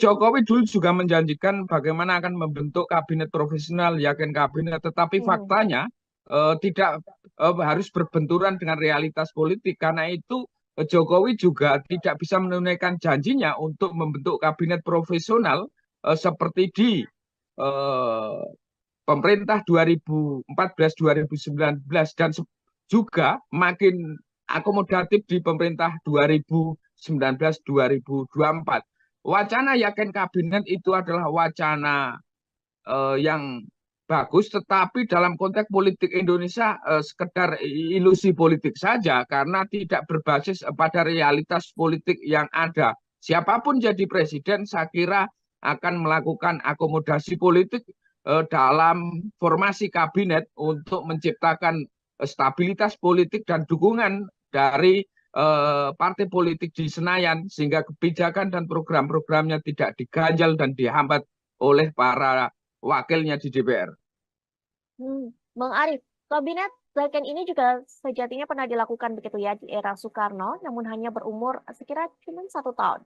Apakah nasib ini juga akan terjadi di era pemerintahan Prabowo jika memang janji Prabowo ini akan direalisasikan untuk membentuk kabinet Zaken?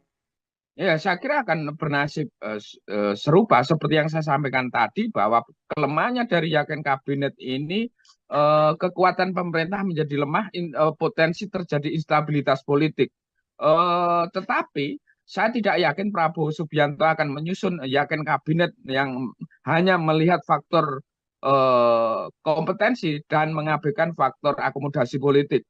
Kita tahu misalnya kasak-kusuk partai politik telah menyodorkan kader-kadernya untuk duduk di kementerian atau setingkat kementerian. Itu artinya gejala yang ada yakin kabinet dalam arti yakin kabinet murni atau profesional tanpa akomodasi politik hampir mustahil juga akan dilakukan oleh Pak Prabowo dan Gibran Rakabuming. Baik, Bang Arif, PDIP mendukung ide Prabowo begitu ya terkait kabinet Zaken. Apakah ini juga menjadi isyarat bahwa PDIP akan bergabung ke pemerintahan Prabowo Gibran yang kini posisinya partai berkepala banteng ini justru sebagai oposisi? Ya, soal dukungan PDI pada bergabungnya PDI di pemerintah atau berada di luar pemerintah memang menjadi tema menarik politik belakangan ini mengingat relasi PDIP dengan Joko Widodo hari ini memburuk dan terjadi konflik terbuka. Padahal kita tahu bahwa Prabowo Gibran didukung penuh oleh Jokowi, bahkan anaknya Gibran Rakabuming menjadi calon wakil presidennya Prabowo Subianto. Karena itu apakah PDIP atau masuk di pemerintah Jokowi atau tidak? Hari ini kalau kita lihat misalnya jika Pak Jokowi masuk memiliki peran yang signifikan, tentu PDIP besar kemungkinan tidak akan masuk di kabinet. Tetapi kalau kemudian dilihat PDIP peran Jokowi ini terbatas, tentu akan menjadi pertimbangan PDIP untuk masuk di kabinet dan bergabung di pemerintah Prabowo ke depan. Baik, yang terakhir sebagai closing statement juga kami meminta untuk Bang Arif menyampaikan pendapatnya tentang kabinet Zaken. Seperti apa yang sejatinya harus dilakukan oleh pemerintahan Prabowo agar kabinet Zaken ini berjalan dengan semestinya?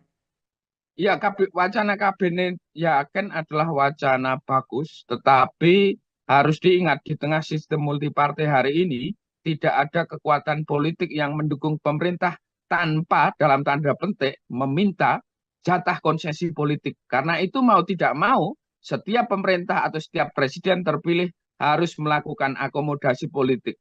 Tetapi yang harus digarisbawahi bahwa akomodasi politik di tengah sistem multipartai hari ini saya kira bukan sesuatu perbuatan yang diharamkan, melainkan bagaimana melakukan akomodasi politik tanpa mengabaikan faktor integritas, faktor kompetensi, faktor reputasi, faktor pengalaman, dan lainnya, dan sebagainya.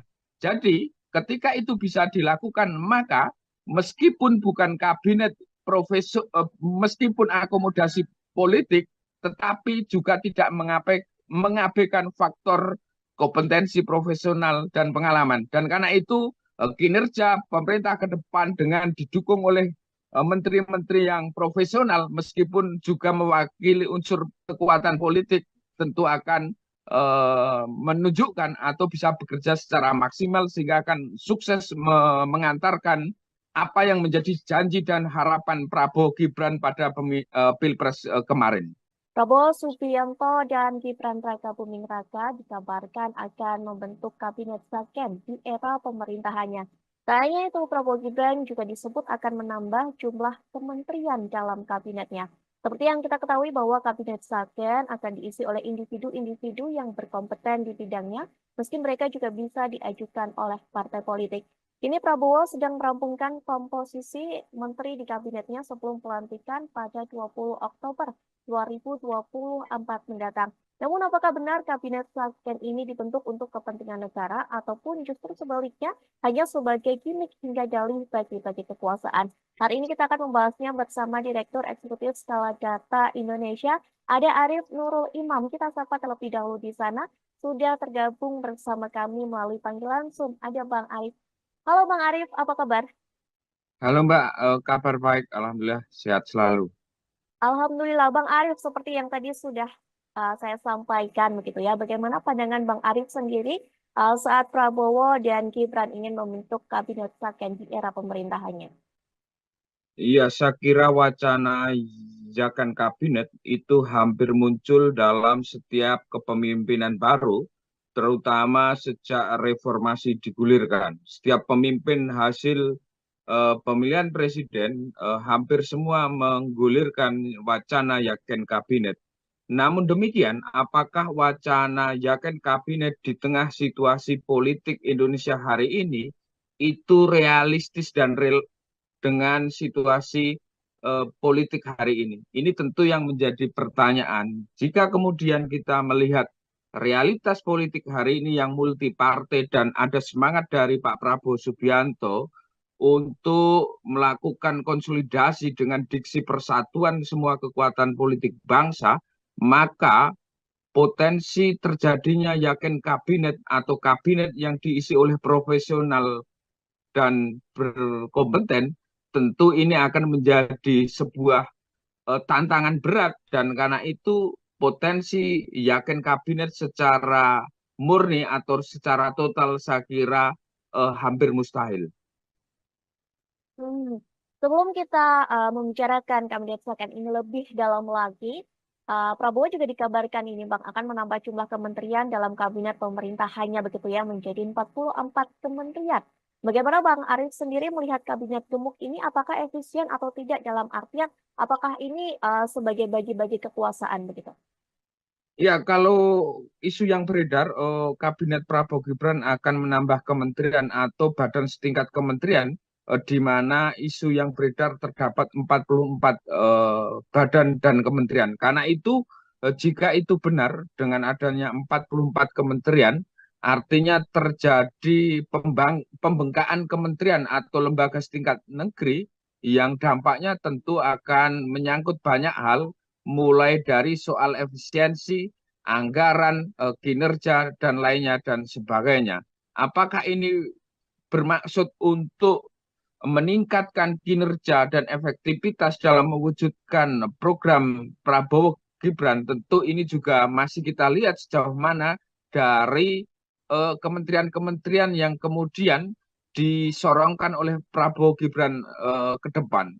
Kedua, apakah ini juga bagian akomodasi politik dengan penambahan kementerian tersebut? Tentu selain faktor mempertimbangkan kebutuhan terhadap program dan visi misi dari Prabowo Gibran, tentu tidak lepas dari faktor akomodasi politik agar menambah ruang politik bagi kekuatan politik yang akan masuk memperkuat kabinet pemerintah Prabowo Gibran, baik itu dari partai politik pendukung ataupun partai politik pengusung.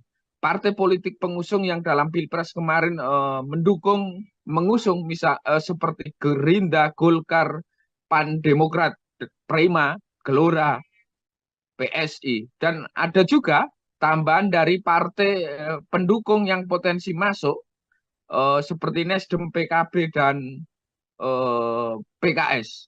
Tentu juga ada potensi dari Partai Perindo yang meskipun tidak lolos di parlemen, ini juga rumornya akan masuk. Dari itu semua, maka penambahan kursi kabinet ini juga beraroma untuk bagian eh, melakukan akomodasi politik.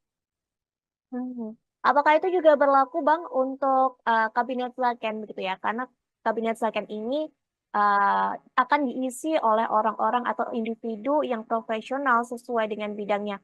Atau apakah memang kabinet Zaken ini dimaksudkan atau ditujukan untuk hal-hal seperti itu, atau memang justru hal ini menjadi salah satu juga bagian untuk mengakomodasi banyak pihak ataupun dalih dan gimmick dari kabinet Zaken sendiri? Ya, soal ini tentu saya punya analisa sendiri yang sering saya Mhm. sampaikan di banyak media, baik dalam setiap penyusunan kabinet pemerintah baru. Setidaknya dari hasil analisa saya atau pendapat saya ada tiga mekanisme rekrutmen menteri yang berdasarkan eh, tiga faktor. Pertama, faktor basis meritokrasi, yakni rekrutmen berbasis kompetensi, pengalaman, rekam jejak, integritas, dan lainnya, dan sebagainya. Itu yang kemudian disebut profesional. Kedua, rekrutmen menteri berbasis akomodasi politik, yaitu rekrutmen menteri sebagai alat untuk memberi ruang atau mengakomodasi kekuatan politik yang ingin bergabung dalam pemerintah yang akan dibentuk. Ketiga yaitu faktor kombinasi antara basis meritokrasi dan basis akomodasi politik. Artinya apa? Artinya dari setiap menteri yang dipilih tentu dia merupakan representasi kekuatan politik, misalnya partai politik, dan juga memiliki kompetensi pengalaman di bidang tertentu yang itu akan menunjang ketika terpilih menjadi menteri. Dari itu semua maka kita bisa melihat apakah kemudian eh, men- eh, kap- wacana yakin kabinet yang akan dibentuk Prabowo Gibran ini sekedar wacana atau kemudian realistis. Secara realitas politik pembentukan yakin kabinet ini bisa dikatakan hampir mustahil atau sekedar ilusi politik saja. Namun demikian, yang mungkin adalah basis kombinasi politik, kombinasi antara basis meritokrasi dan basis kekuatan akomodasi politik, sehingga meskipun ini akomodasi politik juga tidak mengabaikan faktor kompetensi dari setiap menteri yang ditunjuk untuk duduk di jabatan kementerian atau setingkat kementerian. Artinya kalau dilihat dari pendefinisian yakin kabinet profesional murni tanpa kekuatan partai politik, saya kira ini sebuah ilusi politik. Tetapi kalau kemudian ini kita definisikan sebagai yakin kabinet berasal dari orang profesional, bisa benar ketika faktor-faktor akomodasi politik yang merepresentasikan kekuatan politik itu dimasukkan kategori tersebut. Saya kira itu Mbak, soal wacana yakin kabinet yang mengemuka di beberapa hari terakhir ini. Baik, namun apakah menurut Bang Arif sendiri dengan dibentuknya kabinet Zaken ini berarti Prabowo mengabaikan hingga merendahkan kadar partai, meskipun memang disebut bisa juga berasal dari kalangan parpol? Ya, saya kira tidak merendahkan partai politik, karena partai politik selain sebagai alat artikulasi politik juga merupakan alat kaderisasi politik. Sehingga tantangan partai politik adalah melakukan kaderisasi, tidak hanya kaderisasi politik, tetapi juga kaderisasi profesional. Artinya partai politik juga harus mengkader orang-orang profesional yang kemudian melek politik dan kemudian siap didistribusikan ketika harus menunjuk kader-kadernya untuk diduduk di jabatan-jabatan strategis, misalnya menteri. Karena itu apa yang disampaikan Prabowo Subianto itu saya kira sebagai jalan kompromi antara keinginan untuk membentuk yakin kabinet yang profesional dengan realitas politik yang multi partai, sehingga mau tidak mau harus melakukan akomodasi politik. Mhm. Lalu Bang, dengan adanya kabinet Zaken dan kabinet gemuk ini begitu ya, apakah gerak pemerintah ini semakin lincah atau justru sebaliknya gerak kabinet akan melambat begitu ya, mengingat penambahan kementerian justru memperpanjang rantai birokrasi dan menambah beban dari operasional? Ya, saya kira kalau dilihat dari sejauh mana kinerja pemerintah, apakah akan semakin lambat atau semakin lincah, Mhm. tentu semakin bertambahnya kementerian dan kekuatan politik yang masuk, eh, dampaknya kemudian harus melakukan konsolidasi dan komunikasi dengan banyak kekuatan politik dengan banyak kementerian yang ada, sehingga tentu itu akan sedikit akan menghambat dari kinerja pemerintah. Dampaknya adalah ke pemerintah ke depan tidak lincah karena terlalu gemuk.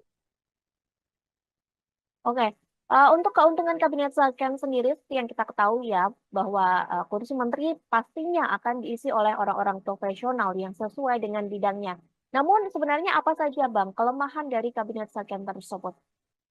Ya, kalau kementerian yang diisi oleh profesional murni itu tentu memiliki keuntungan di mana orang yang ditunjuk adalah orang-orang yang kompeten, memiliki pengalaman dan memiliki reputasi.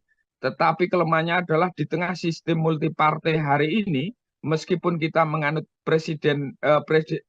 presidensialisme, tetapi beraroma multipartai. Karena itu, ketika tidak melakukan akomodasi politik, maka pemerintah yang dibangun potensial terciptanya instabilitas politik.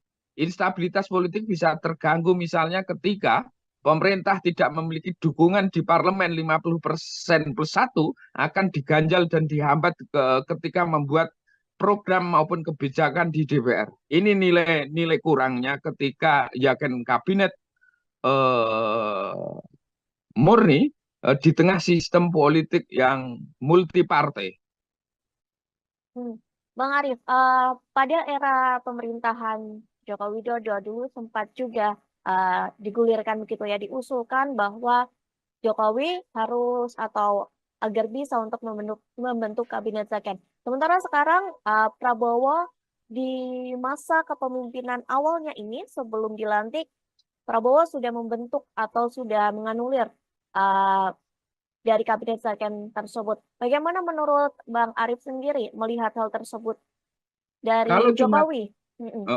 Jokowi dulu juga menjanjikan bagaimana akan membentuk kabinet profesional, yakin kabinet, tetapi Mm-mm. faktanya tidak harus berbenturan dengan realitas politik. Karena itu Jokowi juga tidak bisa menunaikan janjinya untuk membentuk kabinet profesional seperti di eh, pemerintah 2014-2019 dan juga makin akomodatif di pemerintah 2019-2024. Wacana yakin kabinet itu adalah wacana yang bagus, tetapi dalam konteks politik Indonesia sekedar ilusi politik saja karena tidak berbasis pada realitas politik yang ada. Siapapun jadi presiden, saya kira akan melakukan akomodasi politik dalam formasi kabinet untuk menciptakan stabilitas politik dan dukungan dari partai politik di Senayan sehingga kebijakan dan program-programnya tidak diganjal dan dihambat oleh para wakilnya di DPR. Bang Arief, kabinet second ini juga sejatinya pernah dilakukan begitu ya di era Soekarno, namun hanya berumur sekira cuma 1 tahun. Apakah nasib ini juga akan terjadi di era pemerintahan Prabowo jika memang janji Prabowo ini akan direalisasikan untuk membentuk kabinet second? Ya, saya kira akan bernasib serupa seperti yang saya sampaikan tadi bahwa kelemahannya dari yakin kabinet ini kekuatan pemerintah menjadi lemah, potensi terjadi instabilitas politik. Tetapi saya tidak yakin Prabowo Subianto akan menyusun yakin kabinet yang hanya melihat faktor kompetensi dan mengabaikan faktor akomodasi politik. Kita tahu misalnya kasak-kusuk partai politik telah menyodorkan kader-kadernya untuk duduk di kementerian atau setingkat kementerian. Itu artinya gejala yang ada yakin kabinet dalam arti yakin kabinet murni atau profesional tanpa akomodasi politik hampir mustahil juga akan dilakukan oleh Pak Prabowo dan Gibran Rakabuming. Baik, Bang Arief, PDIP mendukung ide Prabowo begitu ya terkait kabinet second. Apakah ini juga menjadi isyarat bahwa PDIP akan bergabung ke pemerintahan Prabowo Gibran yang kini posisinya partai berkepala banteng ini justru sebagai oposisi? Ya, soal dukungan PDI pada bergabungnya PDI di pemerintah atau berada di luar pemerintah memang menjadi tema menarik politik belakangan ini mengingat Hmm. relasi PDIP dengan Joko Widodo hari ini memburuk dan terjadi konflik terbuka. Padahal kita tahu bahwa Prabowo Gibran didukung penuh oleh Jokowi, bahkan anaknya Gibran Rakabuming menjadi calon wakil presidennya Prabowo Subianto. Karena itu apakah PDIP atau masuk di pemerintah Jokowi atau tidak? Hari ini kalau kita lihat misalnya jika Pak Jokowi masuk memiliki peran yang signifikan, tentu PDIP besar kemungkinan tidak akan masuk di kabinet. Tetapi kalau kemudian dilihat PDIP, peran Jokowi ini terbatas, tentu akan menjadi pertimbangan PDIP untuk masuk di kabinet dan bergabung di pemerintah Prabowo ke depan. Baik, yang terakhir sebagai closing statement juga kami meminta untuk Bang Arif menyampaikan pendapatnya tentang Kabinet Zaken. Seperti apa yang sejatinya harus dilakukan oleh pemerintahan Prabowo agar Kabinet Zaken ini berjalan dengan semestinya? Ya, wacana kabinet Yaken adalah wacana bagus, tetapi harus diingat di tengah sistem multipartai hari ini tidak ada kekuatan politik yang mendukung pemerintah tanpa dalam tanda petik meminta jatah konsesi politik. Karena itu mau tidak mau setiap pemerintah atau setiap presiden terpilih harus melakukan akomodasi politik. Tetapi yang harus digarisbawahi bahwa akomodasi politik di tengah sistem multipartai hari ini saya kira bukan sesuatu perbuatan yang diharamkan, melainkan bagaimana melakukan akomodasi politik tanpa mengabaikan faktor integritas, faktor kompetensi, faktor reputasi, faktor pengalaman, dan lainnya dan sebagainya. Jadi ketika itu bisa dilakukan, maka meskipun bukan kabinet meskipun akomodasi politik, tetapi juga tidak mengabaikan faktor kompetensi profesional dan pengalaman. Dan karena itu kinerja pemerintah ke depan dengan didukung oleh